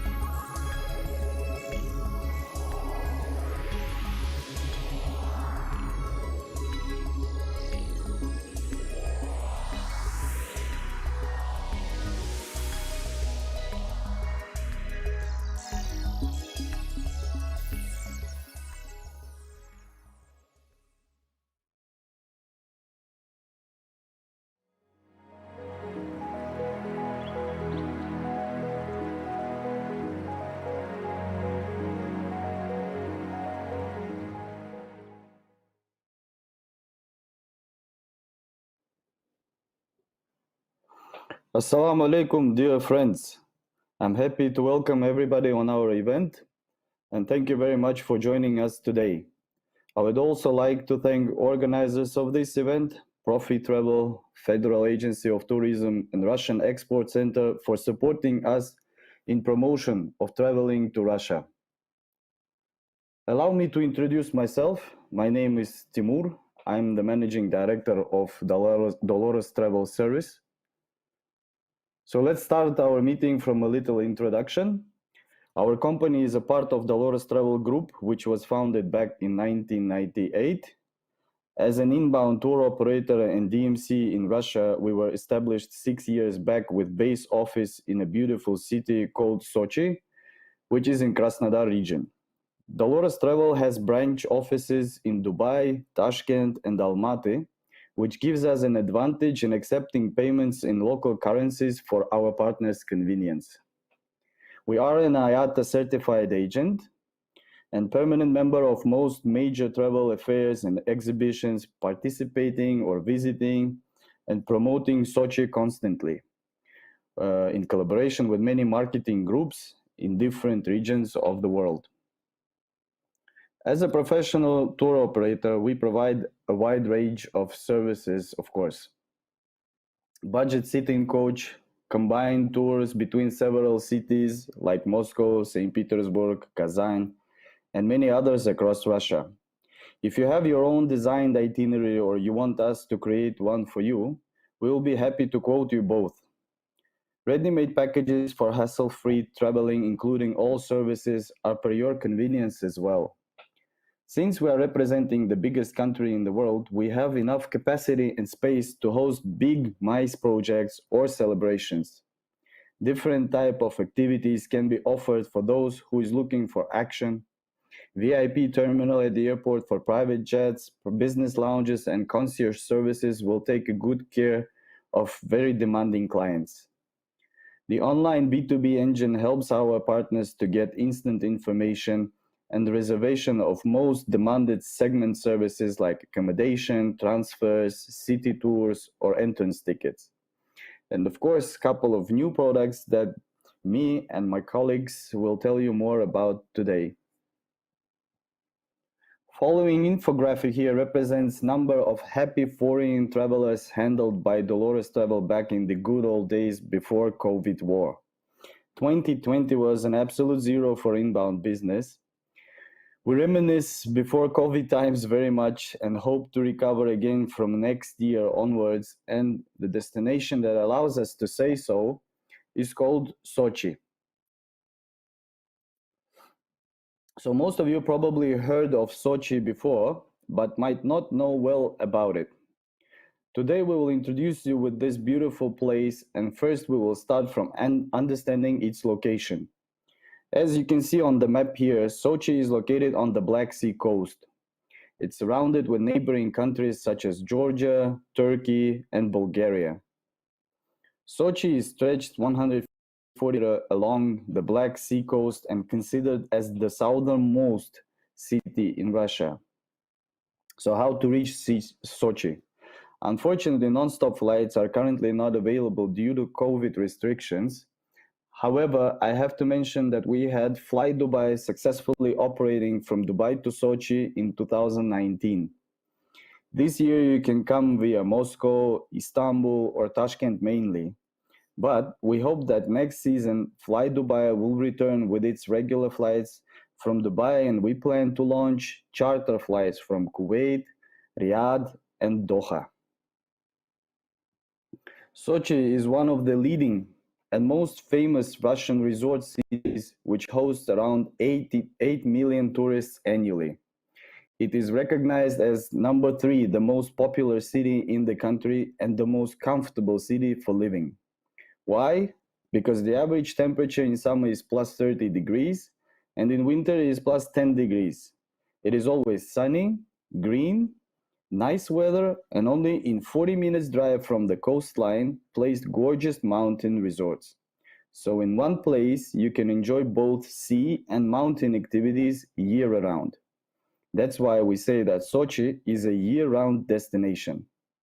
The city has more than 200 hotels, 12 international brands, and capacity of 73,000 rooms in total. Big conference halls, transformable venues, and large transport fleet. That's why big MICE projects or any kind of celebrations can be easily held in Sochi. Formula One races, which happen every year, is a good proof for that.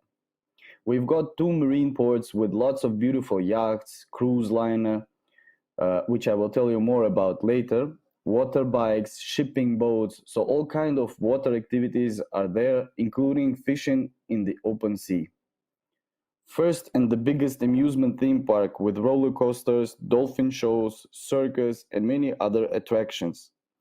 Facilities mentioned above and beyond gives us a confidence to say that Sochi has everything to offer for any kind of traveler, including gambling. You may say that these words sound great, but how is it in reality? And I say that it's better to see once than to hear 100 times.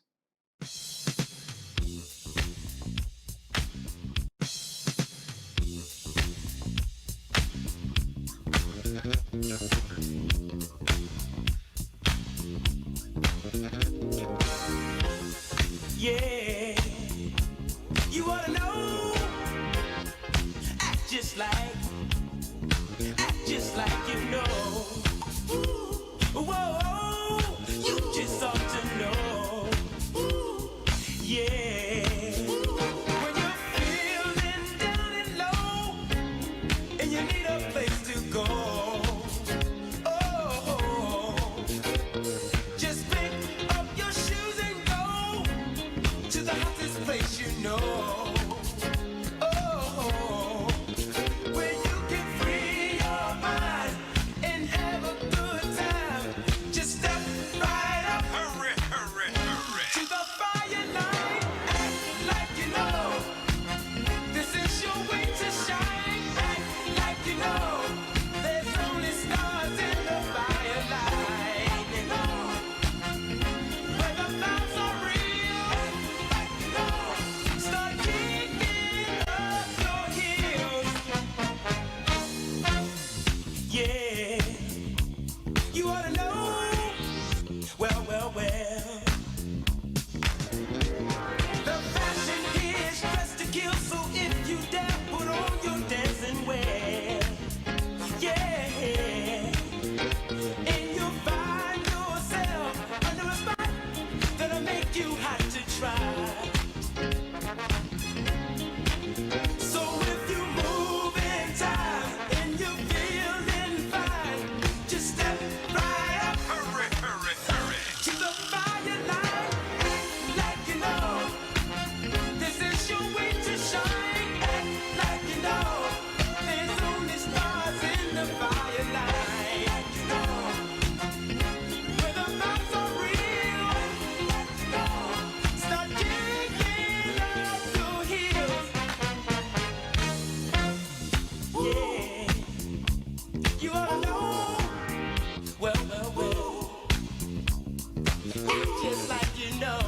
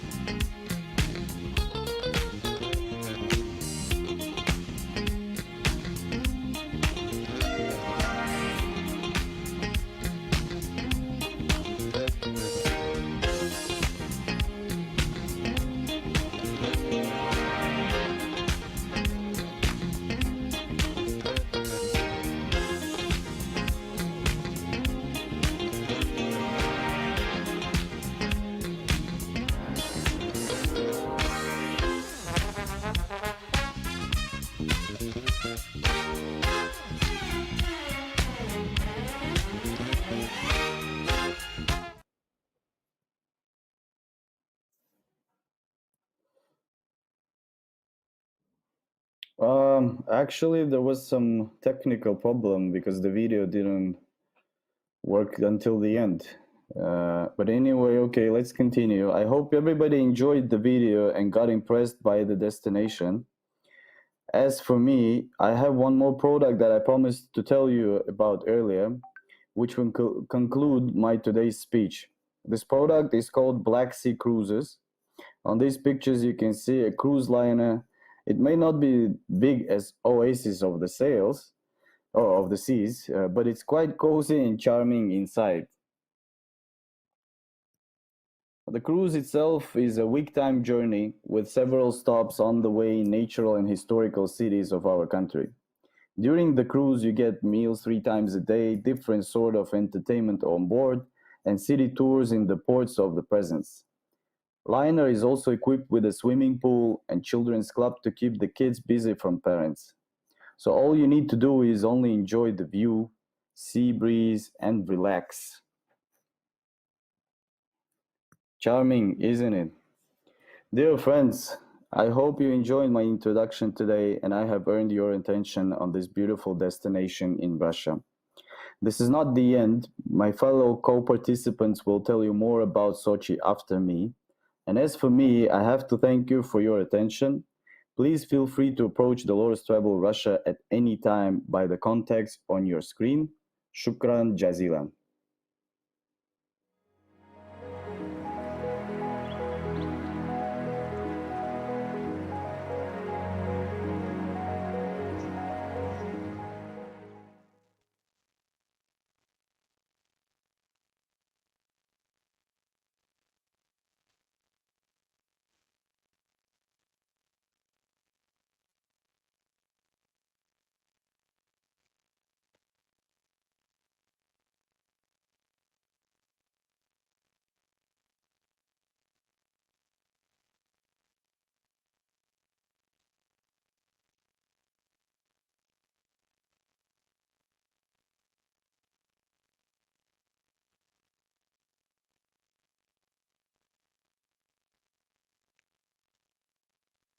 Dear partner, at first I'd like to say you thank you that we can take part in this exhibition and get more information about us, about our Sochi, and about our partners.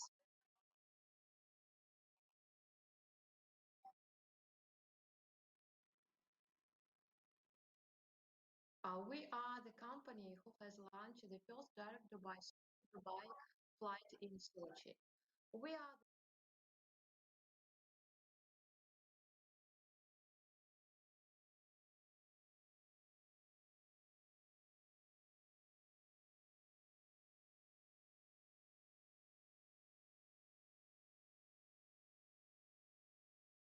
на английском. Позвольте представиться, меня зовут Мария Громяк, я представляю группу компаний ВАУ Сочи. Наша компания– это первая компания в мире, которая в Сочи организовала направление Дубай-Сочи-Дубай.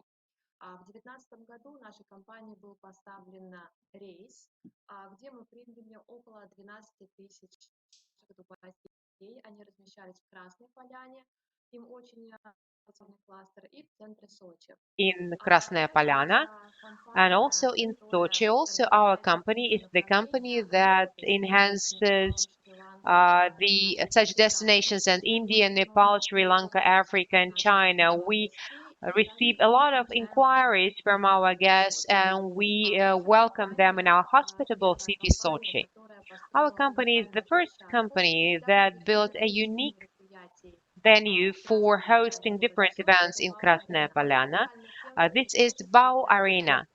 It's unique because it's a venue which is a transformer, and this venue could be transformed into hosting different events. It could be the fights, it could be the conferences, it could be concerts of local and foreign stars. Our company is located, our company is known in the tourist market for many years.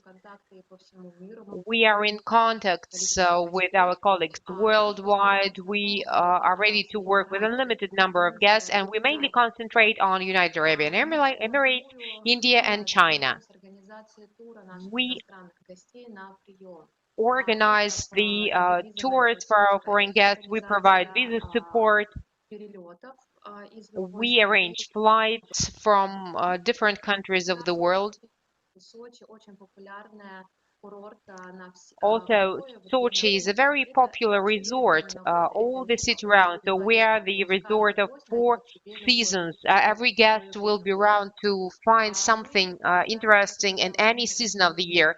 We promote our services during the skiing period because many tourists from abroad, they like to visit Krasnaya Polyana, the resort in Sochi ski resort, and we ensure safe tourism. We organize individual tours, VIP tours, and we listen to every individual guest, and we are trying to make the tours unique and individual to achieve wow effect. So for them to be able to return with impressions and to share impressions, and thus attracting their friends, relatives to our hospitable Sochi. We offer to our guests wonderful ski seasons. We offer we offer trail routes. We offer gastronomic tours, which would be an opportunity to share our cuisine and food traditions. We offer tours to casino at Krasnaya Polyana. This is well received by tourists from India. We would say that the key focuses of our company would be guaranteed visa support. We organized flights with special travel rates, or we could provide charter flights between country and Sochi. We can arrange VIP meetings, greetings at the VIP terminal. We could provide individual tours, and we could provide rent a car from comfortable vehicles to business class vehicles. We are always ready to welcome our guests from any country of the world, and our company takes part in many competitions and contests. We receive different awards, and we value every single guest. And our company enhances different destinations, develops different destinations. We are planning to arrange direct flights from Bahrain. And we also promote different destinations, different types of tours, where we arrange weddings. And weddings are well received by our travelers from abroad. They are very much interested in the culture of Sochi, because Sochi is the place where you can spend your vacation near the sea and in the mountains. And every guest will get unique impressions.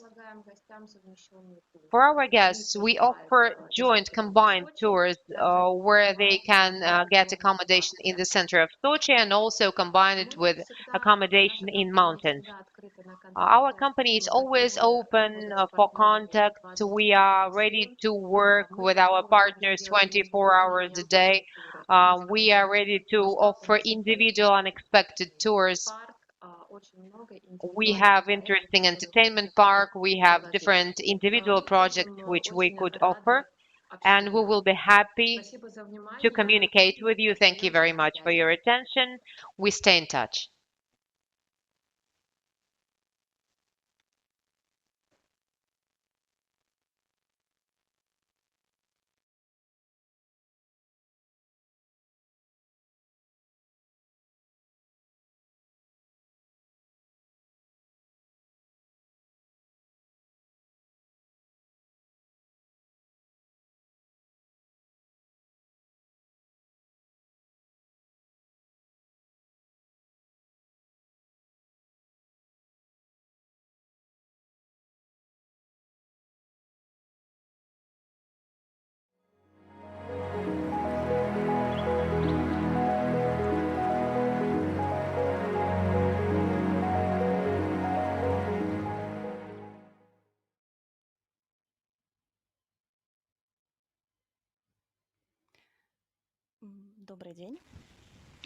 Good afternoon.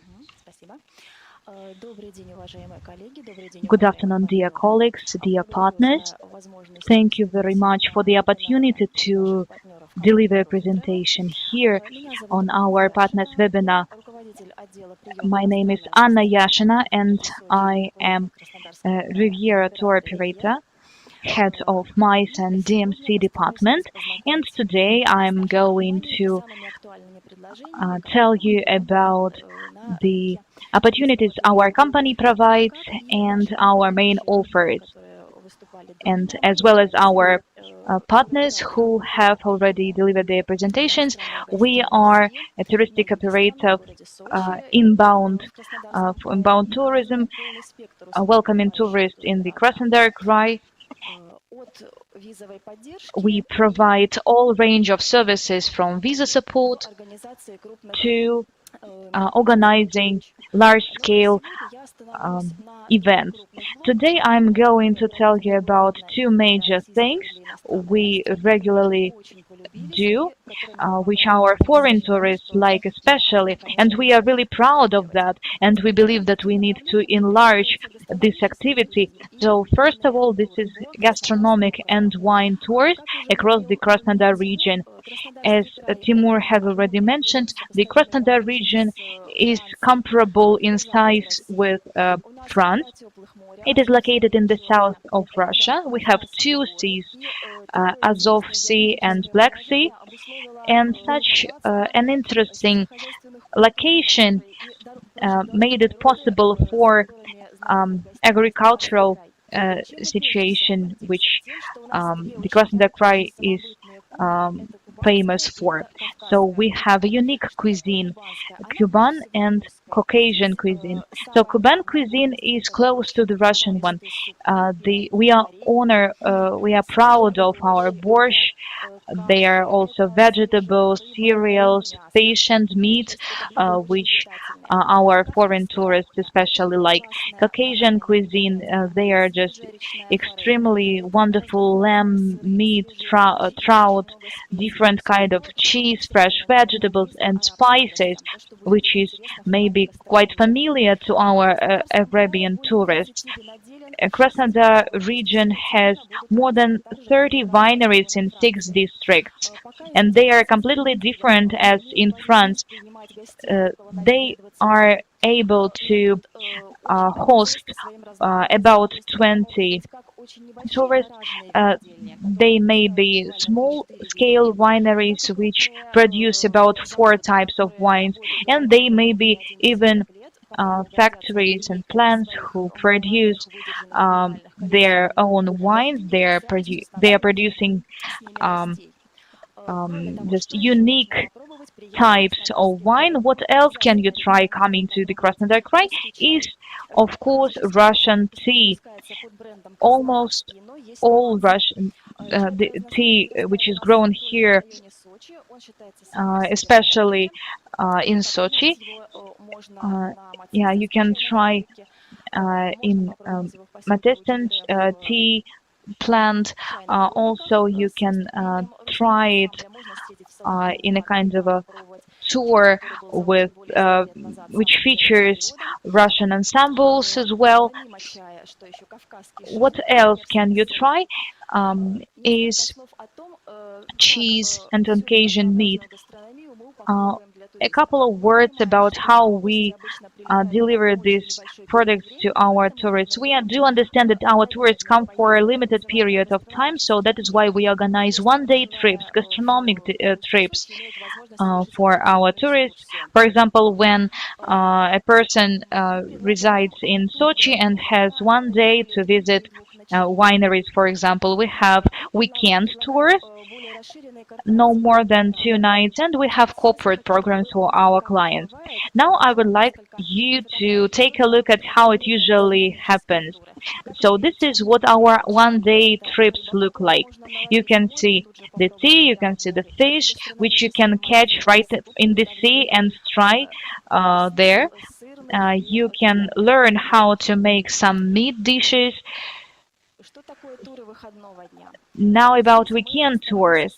Here we try to combine gastronomic part with some colorful event. For example, you can go with your family or with your friends there and enjoy both food and some nice events here.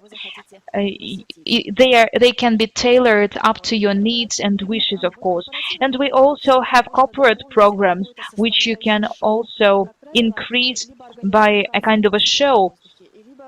We usually organize a concert, an open air concert. We invite an ensemble to perform in front of our guests. Our tourists always enjoy that kind of tour and like going there with their family and friends. The second part I would like to dwell upon is, of course, after the pandemic, sports events are rare, but still, Formula One Grand Prix takes place in September traditionally. This year it will be held as well from the 23rd till 26th of September, and we invite you to participate in this event. The tickets won't be sold openly, but we are ready to provide tickets for groups, for touristic groups. We also offer 4-star and 5-star accommodation, and we do understand that our Arabian tourists are really sophisticated and they expect to see a high level quality of our hotels. Apart from visiting Grand Prix events, they also acquire some additional services. We offer VIP service at Sochi airport so that they don't waste their time there upon arrival and departure. We also organize transfers, guides, which speak English fluently. We also offer city tours, short-term city tours, and we offer gastronomic tours as well. Among the accommodations we recommend, and depending on the district and on the attractions they want to visit,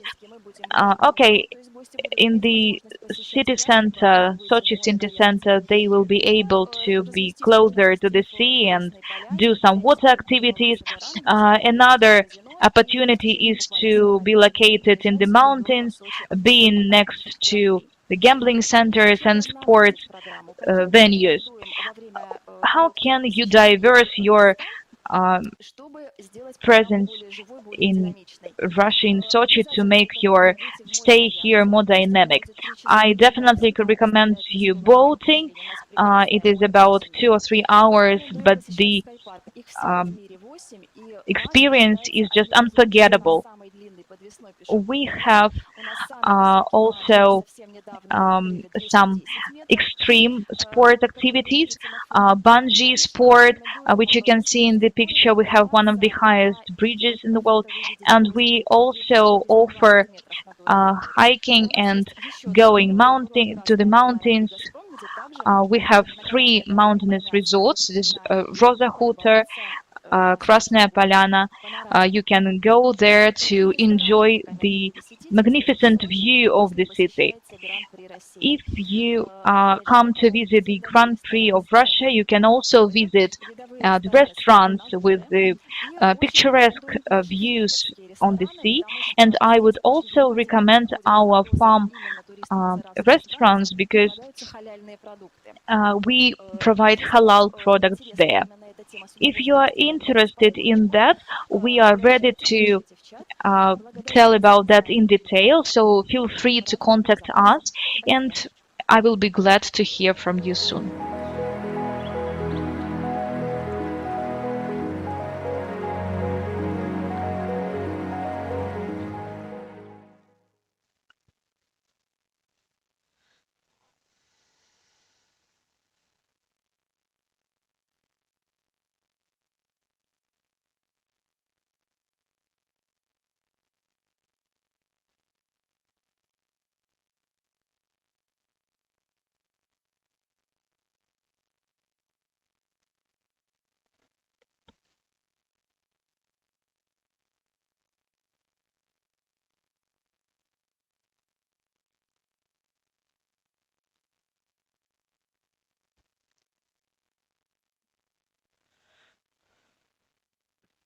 Добрый день. Good afternoon. Рада представиться. Меня зовут I'm happy to Юлия introduce myself. Кириллова, My name is руководитель Yulia Kirillova. департамента I'm the travel head of отдела VIP компании department in Планета travel Сочи. department of the Коллеги, Planet которые Sochi company. выступали до меня, The уже много colleagues who were рассказали про previously регион speaking и про наш told you a lot замечательный about город. our region, Попробую about не wonderful повторяться. city. I will try not Вкратце to о repeat what компании they've said. Планета Сочи. Just briefly Мы about our туроператор по company, югу. Planet Sochi. We would be the tour company Туроператор по югу России. that is И dedicated to Черноморскому the south of побережью. И Russia and компания the была Black Sea создана coast. в Our 2000 company году. was Нам established уже 20 in лет. 2000. We are Основные 20 направления years нашей already. The деятельности main это VIP travel, directions of это our прием activity would be иностранных VIP граждан travel, и and MICE. we provide services for the foreign Мы travelers, специализируемся на and we are отелях also involved in 4-5 MICE звезд. industry. So Соответственно, у we нас work выгодные with the 4-star and торгово-экономические 5-star условия. hotels. So we provide Также very profitable специализируемся на contract виллах, terms. премиум We апартаментах, also транспорте, have эксклюзивных expertise at авторских villas, турах, VIP корпоративных apartments, концепциях, VIP vehicles, организации creative фестивалей concepts, и arranging юбилеев. of different festivals and jubilee Консьерж-сервис celebrations. 24/7 Concierge это service наша 24 визитная hours a day, карточка some days компании. a Немного week. компании This would готовы be our cards of предоставлять visit, as far as not many консьерж-сервисы companies и все offer such услуги types of оказываем services. полного And цикла, we то есть provide проводим the whole мероприятия под spectra ключ. of tourist services. So we provide the full scope of services. Наши преимущества работы с Our нами. main advantages. Сегодня наша компания это Today, our стабильная company организация, is a stable зарекомендовавшая себя company that на российском is рынке, а well также known in the международном Russian рынке. market, also known in the Мы international динамично market. развиваемся, не стоим на We месте. develop dynamically. We Нашу are not компанию standing on возглавляют spots, and профессионалы. our Каждый company is менеджер headed by это professionals, эксперт, and every обладающий manager in our многолетним company is an опытом expert в сфере with туризма. many years of experience in the sphere of Наше tourism. преимущество это Our экспертность, main это advantage детальное would be знание the региона level of expertise, и the detailed предоставление knowledge of our высокого region, and уровня provision of услуг, high-quality индивидуальный service, подход, то есть мы закрепляем individual approach, профессионального менеджера за as far as агентством, we dedicate our решение manager, оперативных вопросов. То and есть we solve менеджеры практически всегда we на solve all of связи, the issues, даже если это always выходные. be В любом staying in случае, в touch, even течение though if it's a часа-двух weekend, менеджер we respond, ответит вам the обязательно по manager will срочной respond you какой-то in 1 hour ситуации. or two if И it's an лучшие urgent финансовые условия, burning issue. We provide the best financial terms. соответственно, стараемся идти на So уступки, far, we are trying находим to оптимальные find пути compromise, решения, we find the best solutions. и это тоже за это ценят нас And партнеры. this is why our partners Международные value us стандарты for. обслуживания. And we Мы follow the дарим эмоции, мы international дарим service standards, впечатления. and we provide Также emotions мы and готовы impressions. сделать We are also ознакомительный ready фан-трип.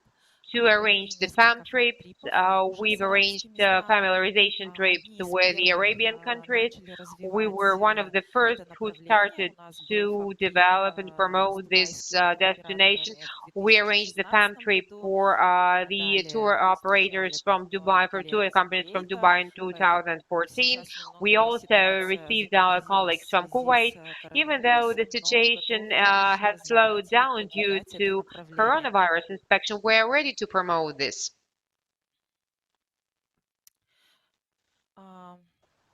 Так, мы предлагаем отели класса 4-5 We offer звезд. exclusive Всем hotels, отелям, 4 stars, которым мы 5-star предлагаем hotels. All of the международного hotels which we уровня offer are of и international сервиса, standards, а of также services and наша accommodations. фишка это эксклюзивные And премиум класс our виллы на advantage is that побережье we и в offer горах exclusive Сочи. premium class Также villas очень at the seacoast and also in the востребованы mountains, комбо-туры, то which есть, is соответственно, in мы тоже demand. And we also порекомендуем и provide combo предложим tours when отдых we can без recommend загружения, and несколько дней offer провести на vacation, море и несколько and дней you в can горах. spend several days at the Можем seacoast and организовать then a few days дополнительный in the mountains. сервис We can на organize виллах. additional Это как services. We батлер, can provide such services as охранник, butler, кейтеринг cook, и что security другое. guard, or catering, etc. Специализируемся, предлагаем аренду We VIP-яхт also и также provide boats круизы по for rent, Черноморскому and побережью. we provide Дополнительный cruises сервис, along the услуги, seacoast. которые мы оказываем, Additional это service which we кейтеринг, can это provide would be фотограф, catering and also cameraman, музыкант, пенная musicians, вечеринка, рыбалка, foam party, флайтборд, fishing, flight мотоцикл, boards, мотоцикл, hydrocycles, различные спортивные different types of sports, entertainment, and activities. Также сейчас очень популярный And вид морского also спорта в Сочи — это регата. the yachting, which is popular in Sochi as far as it provides you the spirit of competition. If you have the incentive group, it is well recommended, and if you're lucky enough, then you will be able to see the dolphins. As far as we have dolphins in our region, and our guests frequently share the videos with dolphins. Следующий у нас слайд — это коллекция моментов. Our next slide is dedicated to collection of moments, Для ваших гостей авторские индивидуальные which туры. we collected for your guests. As far as we prepare the individual tours, which we call the collection of momentum. This is the collection of emotions, impressions, tastes, sunsets, meetings, everything, because we want our guests to take these memories, this whole collection of memories with them from Sochi. So we will be able to arrange dedicated tours. It could be the gambling tour, it could be a mountain tour, gastronomic tour, when you visit different restaurants in our region.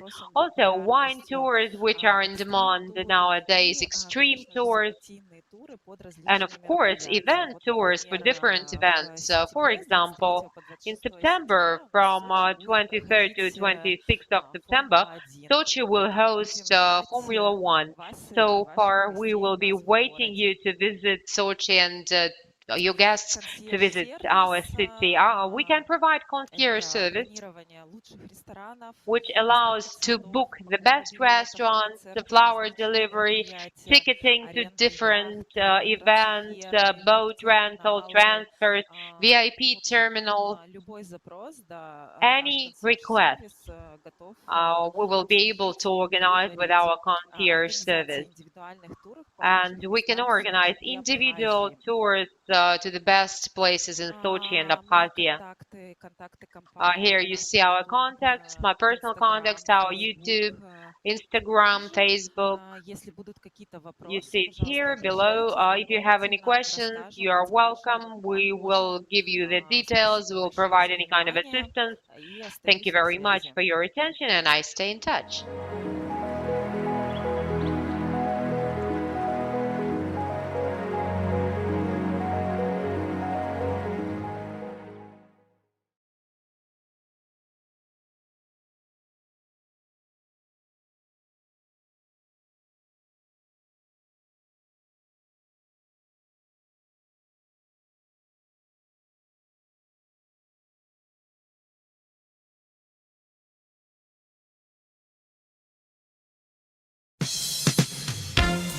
Yeah, you ought to know. Well,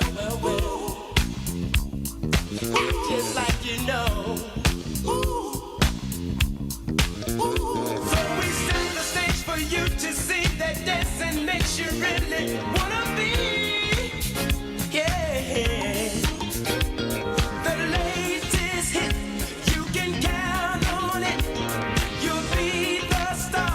Always by phone. Just remember this, to feel so fine. Just step right up. Hurry, hurry, hurry. To the fire line. Act like you know. This is your way to shine. Act like you know. There's only stars in the firelight. Where the thoughts are real. Act you know. Start kicking up your heels. Yeah. Well. You ought to know. Just like you know. Yeah. You ought to know. Well. Just like you know. Yeah.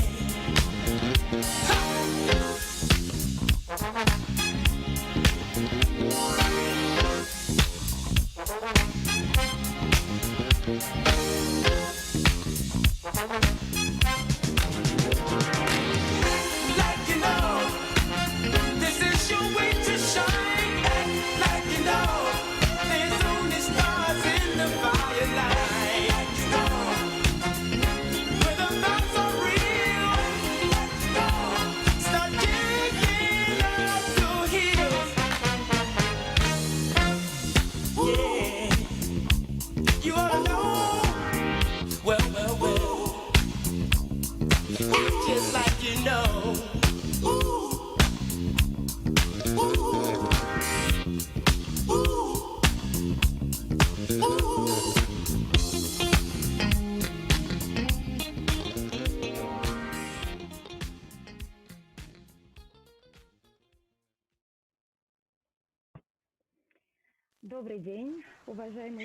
Good afternoon, dear partners, existing ones, and our future partners as well. My name is Irina Babikova, and I am Deputy Director of Development Gaming Zone of Krasnaya Polyana. And I also represent Montero Group Holding, which manages different projects in tourism and other industries. Today, I would like to tell you in details about our gaming zone. You have seen our video already, and I believe you did enjoy that video. The first casino was opened in January 2017, and today we have 3 casinos in Sochi. I will tell about them later. After that, we have Bonus Hotel. It is an apart hotel where we have only apartments. And we also have several restaurants and entertainment ground, about which Maria has told me. I would like to tell that before we used to have 26% of Arabian tourists among the whole number of our tourists, and we are aiming at increasing this number. As you all know, 2020 prevented us from doing that, but I believe that we will continue developing in this direction. Today, since for 4 years of the existence of our gambling zone, thousands of people have visited our venues. I would like to tell you in details about our casinos. The first one was opened in January 2017. It is Sochi Casino. This project was created Las Vegas-like. Of course, to really enjoy this place, you need to go and visit it. So it was a luxury, and it is a luxury casino, and was awarded in 2018. Our next casino is Boomerang Casino. Unlike the first one, is located on Rosa Hutor resort, and it is a smaller one, and designed for a slightly different audience. Here you will find like a chamber atmosphere and enjoy dancing events and shows. The third gambling zone is peculiar for its democratic atmosphere and no dress code. It is Bonus Slots Hall. At the beginning of its existence, it was only 450 square meters. Now it is 1,000 square meters as of 2019. And moreover, in our gambling zone, we have several restaurants. We have Brunello restaurant of our perfect chef Ilya Zakharov. We also have buffet with different cuisines from underlining and emphasizing the best peculiarities of each. Also, we have Sochi Marriott Krasnaya Polyana Hotel. It is a 5-star hotel with the perfect service, and we invite you to see it with your own eyes. I would also like to draw your attention to the Poker Club of our city, Sochi Poker Club. It hosts international events such as Europe Poker Tour, their own Poker Sochi Festival, World Poker Tour, and many other international events. Dear friends, I would also like to draw your attention to different opportunities our gambling zone provides. They are different shows, performances, restaurants. Once again, you can visit casino not only to gamble but also to enjoy your leisure time. After that, I would like to tell you about several objects we have. For example, you can see our future project, which was launched, the building was launched at the end of 2020. It is Montero Seaview Residence. It is a multifunctional complex for those who value beauty and comfort. This complex will consist 319 apartments and 400 rooms. This complex will be located by the sea coast. The first line with the magnificent view on the sea and the most advanced services. A little bit of pictures of our future projects. We are planning to finish the construction in the third quarter of 2023, and if anybody of those of you are interested in premium accommodation, we invite you to check this opportunity. I would also like to tell you about our amusement park, Sochi Park. It is the first amusement park of our country, which attracts tourists with children of different age. Our complex is one of the most modern and biggest in Russia, and it entered top 25 of amusement parks of Europe. We have different rides here and other things to enjoy. For example, you can enjoy dolphinarium, you can undertake a quest or visit a workshop, or you can dinner in a restaurant with a unique servicing where you get dishes which are delivered to you, like if they were transporting by railways, for example. Next to Sochi Park, there is a unique hotel which is resembling like a fairy tale castle. And now a couple of words about our chateau. Our winery complex, Chateau de Talou, is located in Gelendzhik, not in Sochi. As my colleagues have already mentioned, it is a very promising and interesting direction for tourists. This chateau was founded in 2015, and now it is one of the most picturesque wineries in Russia. This autumn, a restaurant with tasting sessions is opening, where you can taste wines produced there. Also, you can enjoy local cuisine and perfect dishes from our chef. You can also see all the stages of wine production there. You can go around the wine fields and enjoy the nature, which you can see in this picture on the slide.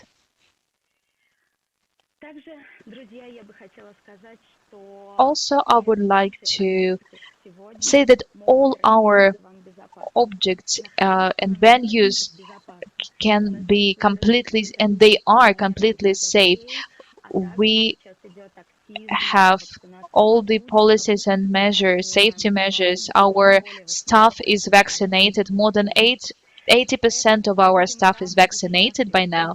We do understand the necessity of that, and we are happy, we will be happy to see you at our venues, because everything we are describing here today, it is better to see once than hear of it hundreds of times, and to make sure that you can spend the best travel ever in Sochi. So thank you very much, and see you in Sochi.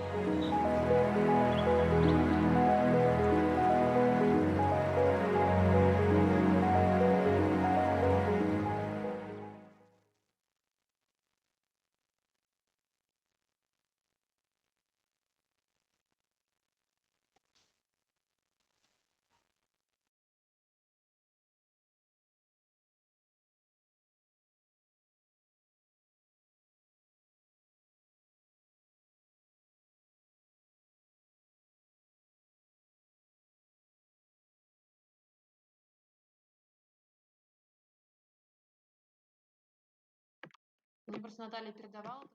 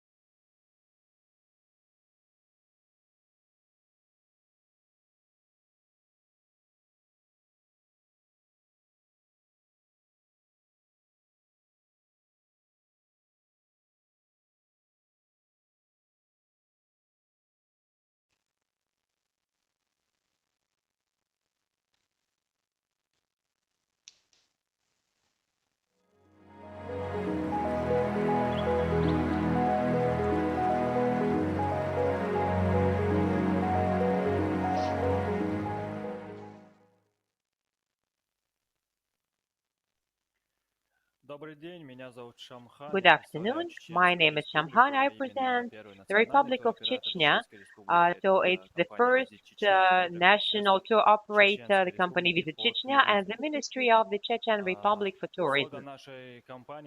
The slogan of our company and the region itself is the land of heroes.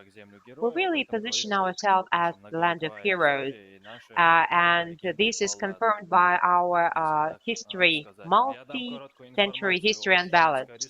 I will briefly introduce the Chechen Republic to you. The Chechen Republic is, at the moment, is the most safe region of Russia, and it takes leading positions among the regions of Russia as the best region from the point of view of quality of roads, quality of life, safety, and the most sober region of Russia. And it should be mentioned that the Republic of Chechnya is halal-friendly region, so we have the halal food, and our religion is Islam. Now we can see how one can get to the Chechen Republic, from which cities.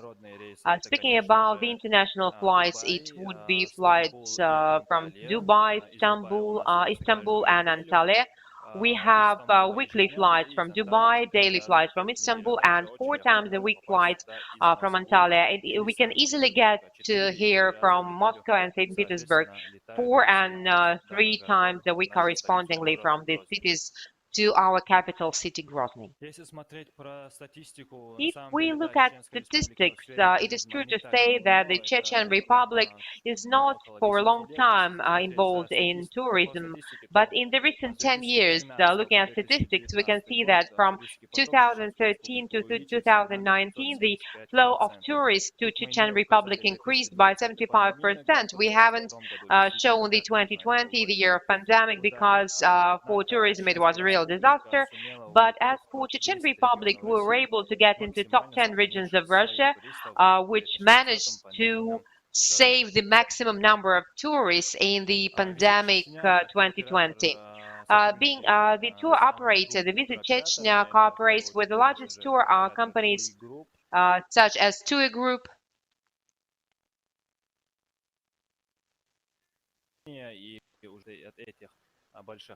and others, Onyx Tour, Pegas Touristic, because we receive tourists from these companies to Chechen Republic, and they can familiarize themselves with our culture, etc.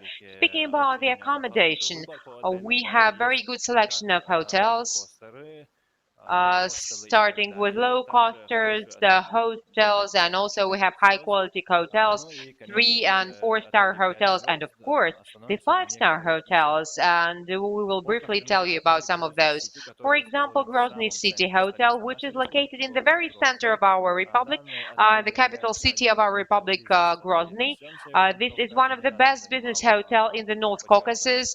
For several times it was awarded as the best hotel award in the corresponding competitions. It's a very good hotel. At the top floor we have the Dome restaurant with 360 degrees view. For our friends from Arabian countries, we can offer such a hotel as the local hotel. This is a kind of Arabian domestic hotel because this is a network hotel. Speaking of its location, it's a bit at a distance. It's at the edge of the city, but it can offer 5-star services. And of course, it would be Chernovodsk Kavkazsky Resort. In the times of the Soviet Union, it used to be the all-union resort, health resort. It has unique thermal spas. One could get healthcare treatment, and the most popular tours in the Chechen Republic would be such tours which you can see here. So it would be the harmony of the Caucasus in the land of towers, in Baina country, and the Grozny weekend.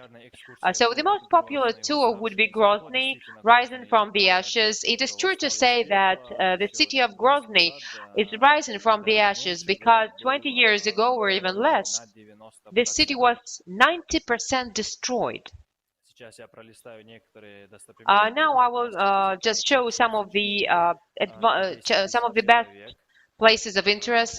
We have the mosque, we have the high-rise building Grozny City, Memorial Complex Alley of Glory, it is the museum, the National Museum of the Chechen Republic, where you can see the typical life of the Chechens, Flower Park, which is also a very interesting park, and it's the best and the favorite place by many tourists.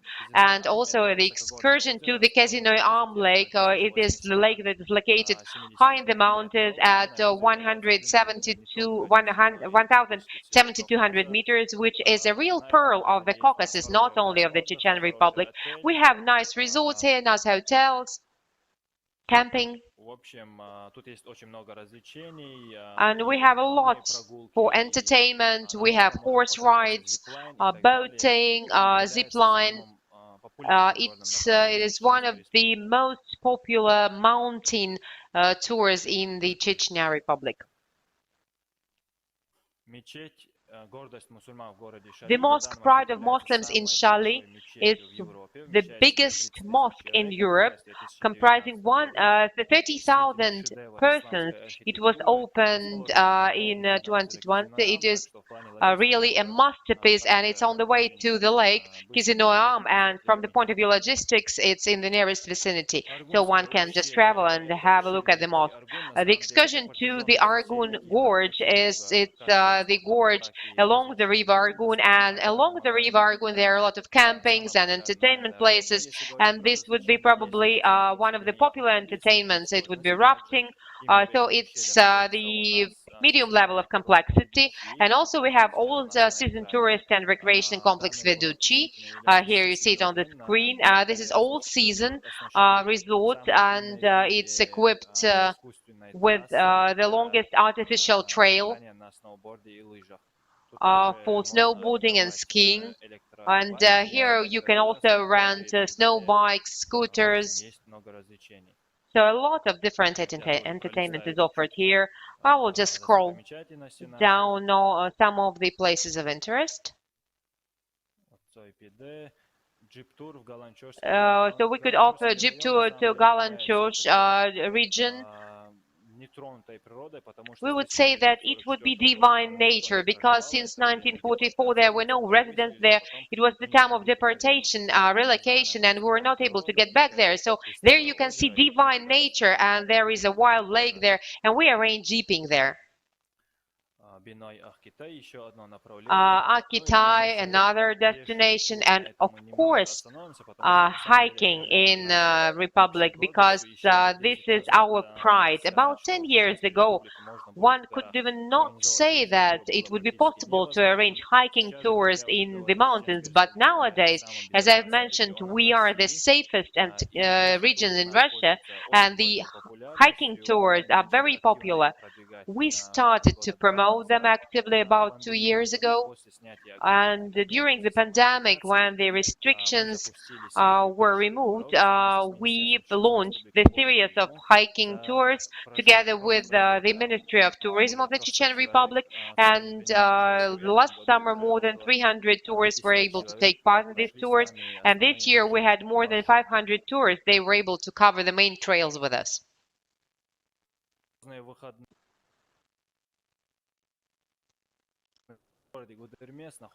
And as for military tours and weekend, we can offer it in Gudermest, and this is really our pearl, because it's at the military base, and we can offer different programs for citizens where you can rent buggies. We have the aerodynamic tube. One could take part in shooting, in spotting, snipering, anything that could be found at the military base is available.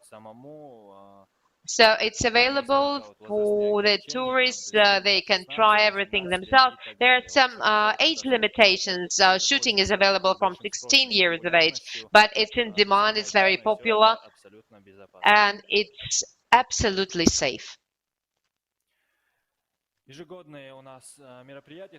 We also arrange annual events at Kizinoy Amo. We have yachting race. We host festivals, shish kebab festival, shashlik mashlik, and we arrange different events for different age group, for different groups of tourists.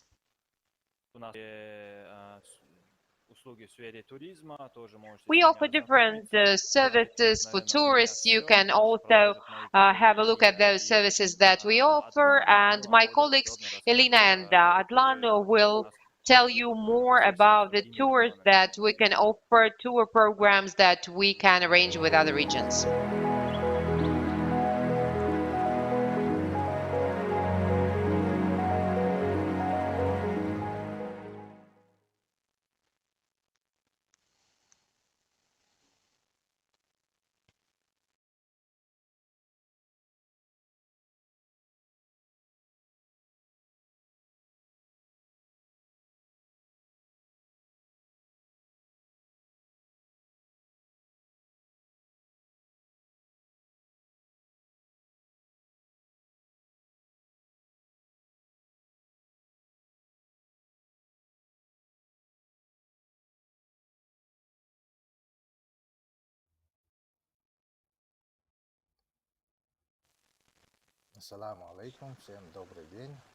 Hello everybody, dear friends, my name is Adlan and I'm director of a small tourist company which organizes tours in 4 republics of the North Caucasus. It is the Republic of North Ossetia-Alania, Republic of Ingushetia, Chechen Republic and Republic of Dagestan.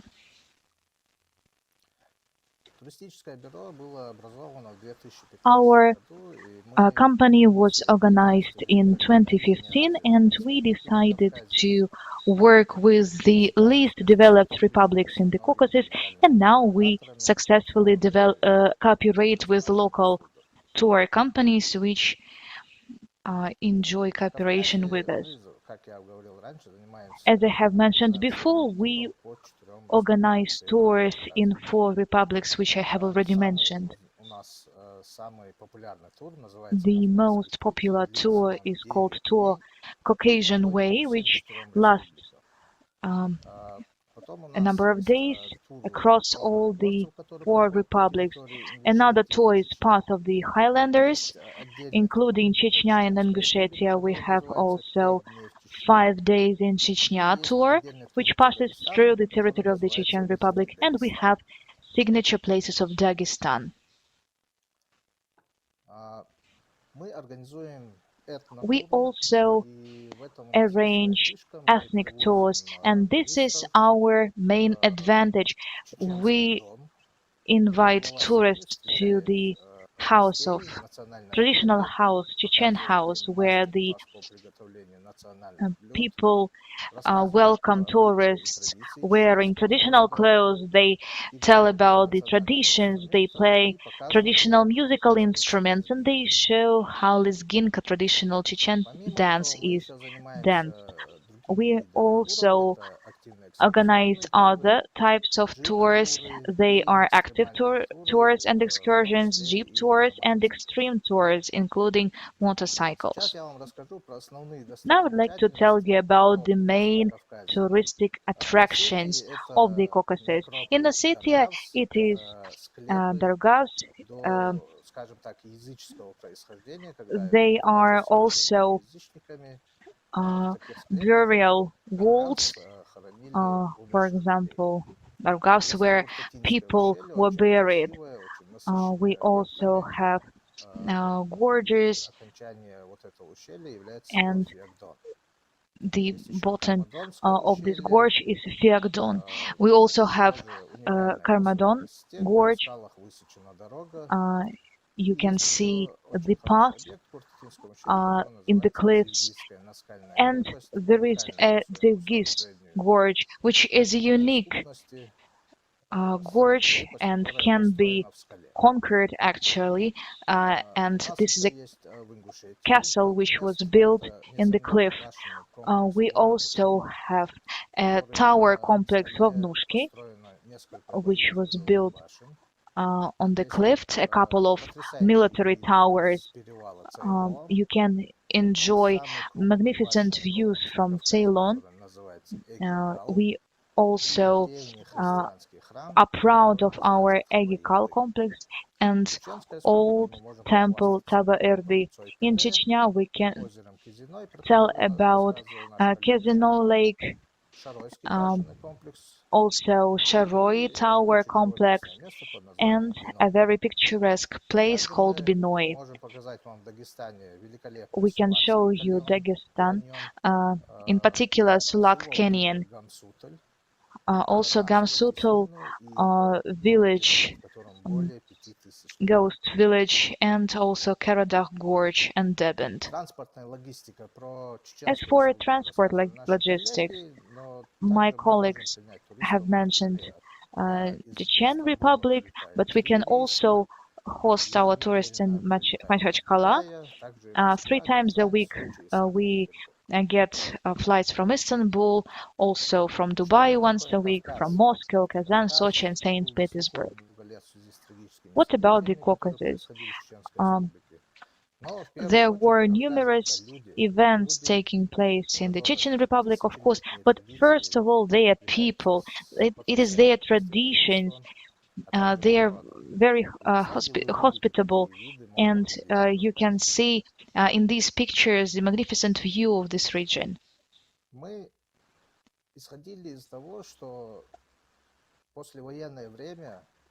After the wartime, we were looking for tourists coming to our region, and we were hoping to have an opportunity to show our traditions, to our culture. And we have more than 70 peoples living in our region. And first of all, our region is about people who live there. They are hardworking, they are kind, they are really nice people. And we invite our friends from Arabian countries to visit our region, to get familiar with our traditions, cultures, our everyday activities, with our cuisine. We have a halal cuisine, and in 3 republics, Ingushetia, Dagestan, and Chechnya, we aren't used to asking about whether it is a halal dish or not, because by default it is a halal one. So we invite you to come to our region to get familiar with our culture, tradition, our nature of the Caucasus. So we are willing to see you in our republics.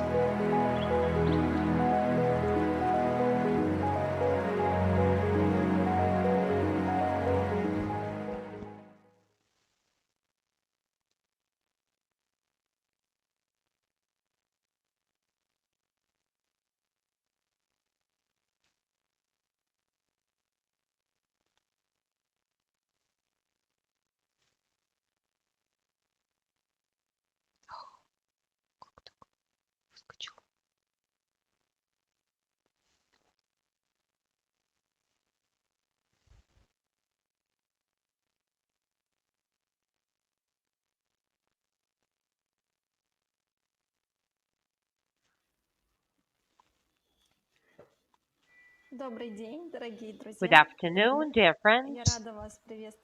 I'm happy to welcome you today, and I would like to tell you about our company that has been involved in tourism for many years. We are based in the Republic of Chechnya, and we receive our tourists in our 7 neighboring republics, and I will provide you with more details about it. Our company is called Elgas, and we are the tour operator, and our expertise is for more than 10 years. Our brand of tour operator was opened in 2017, and before we had other local companies which are operating right now. But as for Elgas, the central headquarters is located in Grozny, and we also have our offices in Stavropol region, in Dagestan, in Ingushetia, Kabardin-Balkar Republic, those regions which our colleagues have already described. And why people come to the Caucasus? Caucasus is diverse, and our company is involved in organizing tours of different orientation. It would be extreme tourism, halal tourism, for family tourism. It would be medical and spa tourism. As you know, the Caucasus is the greatest health resort of Russia because we have the concentration of the enormous number of different health resorts and healthcare facilities. We also provide tours, business tourism. We receive delegations, organize conferences, events, and of course, every of these five types of tourism is always accompanied by gastronomic tourism. As far as the cuisine of the Caucasus is well known in the whole world, and it accompanies us everywhere. If a person comes for health programs or just for leisure or it's a business trip, it's always associated with our cuisine. The North Caucasus is favorably located because it is the southern gate of Russia. And in the North Caucasus, we have 7 international airports. Main of those, especially receiving tourists from GCC countries, would be Makhachkala, Grozny, and Mineralные Vody. So far, all of the routes that we've been offering consider arrival to these airports.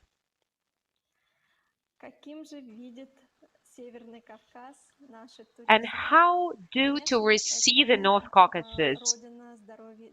In the first turn, it would be the motherland of health and longevity, wonderful nature, hospitable people, and it is worth mentioning that hospitality is the national feature of all of the nations in the North Caucasus. For our partners, we demonstrate the North Caucasus as the region with the Muslim traditions, culture and natural resources, and of course, it's very attractive region from the point of view of price policies and location.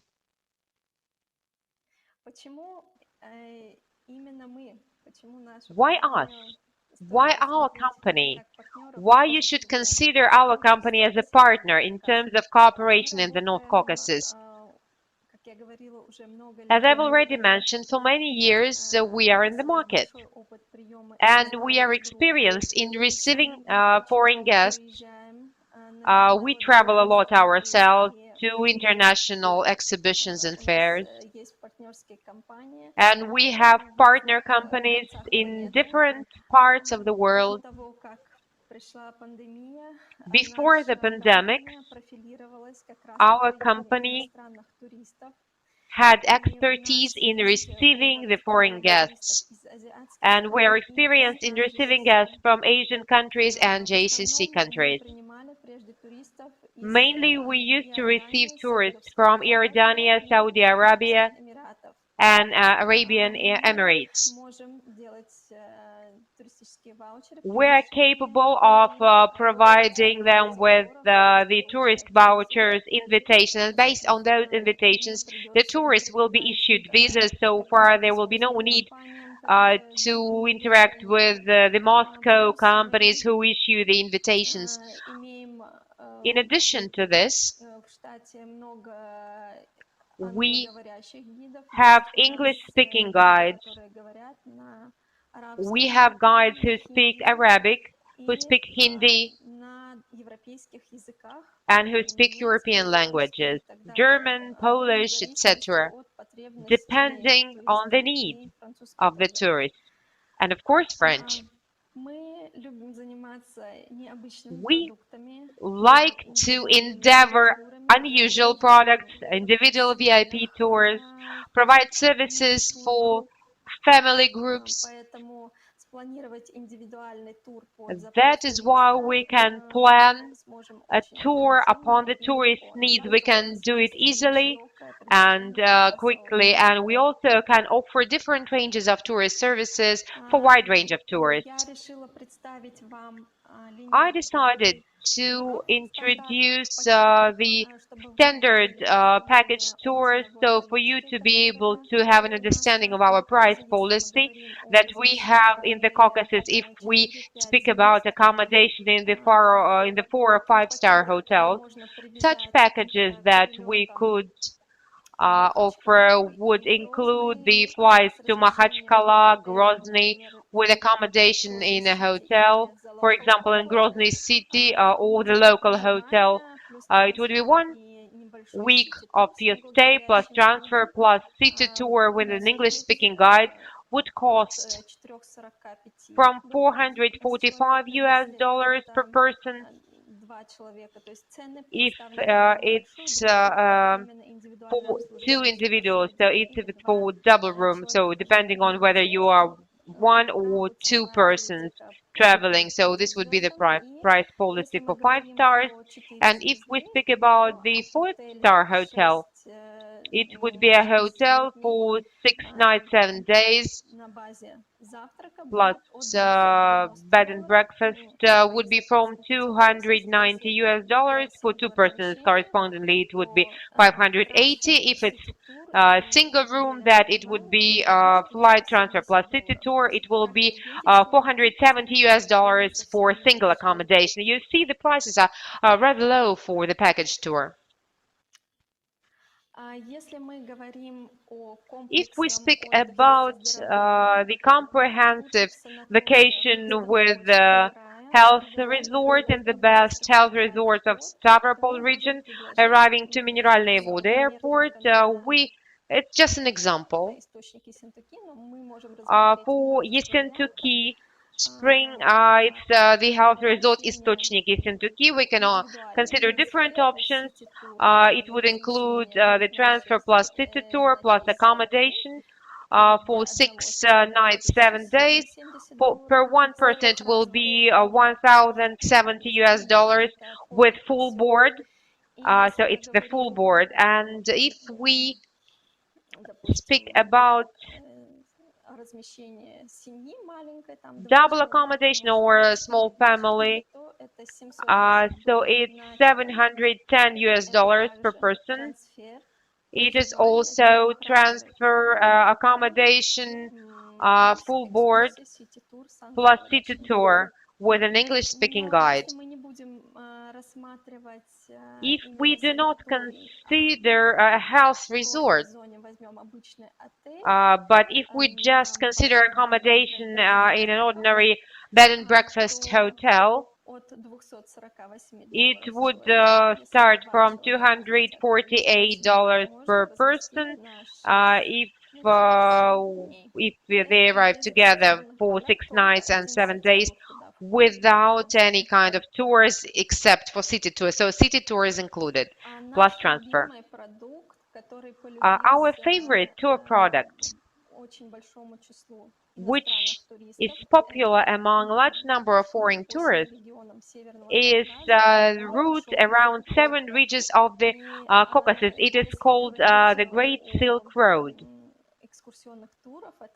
And if we discuss excursions, tours, it includes everything. It includes accommodation, food, and transfers in comfortable vehicles. And if we consider groups for 15 persons, here you see the cost. It would start from $1,270 per person with double and single accommodation. So in single, it would be $1,390, which is relatively low once you consider that all of the services are included in this package.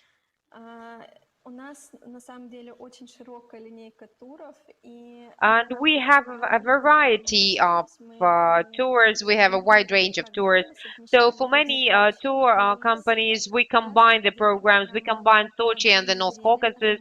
Those were programs for 2 weeks. Those programs were called From Sea to Sea. It was for the tourists from Hong Kong and Taiwan. They like such tours with travel through several republics. So we are capable of organizing such tours for tourists from JCC countries. Thank you very much for your attention.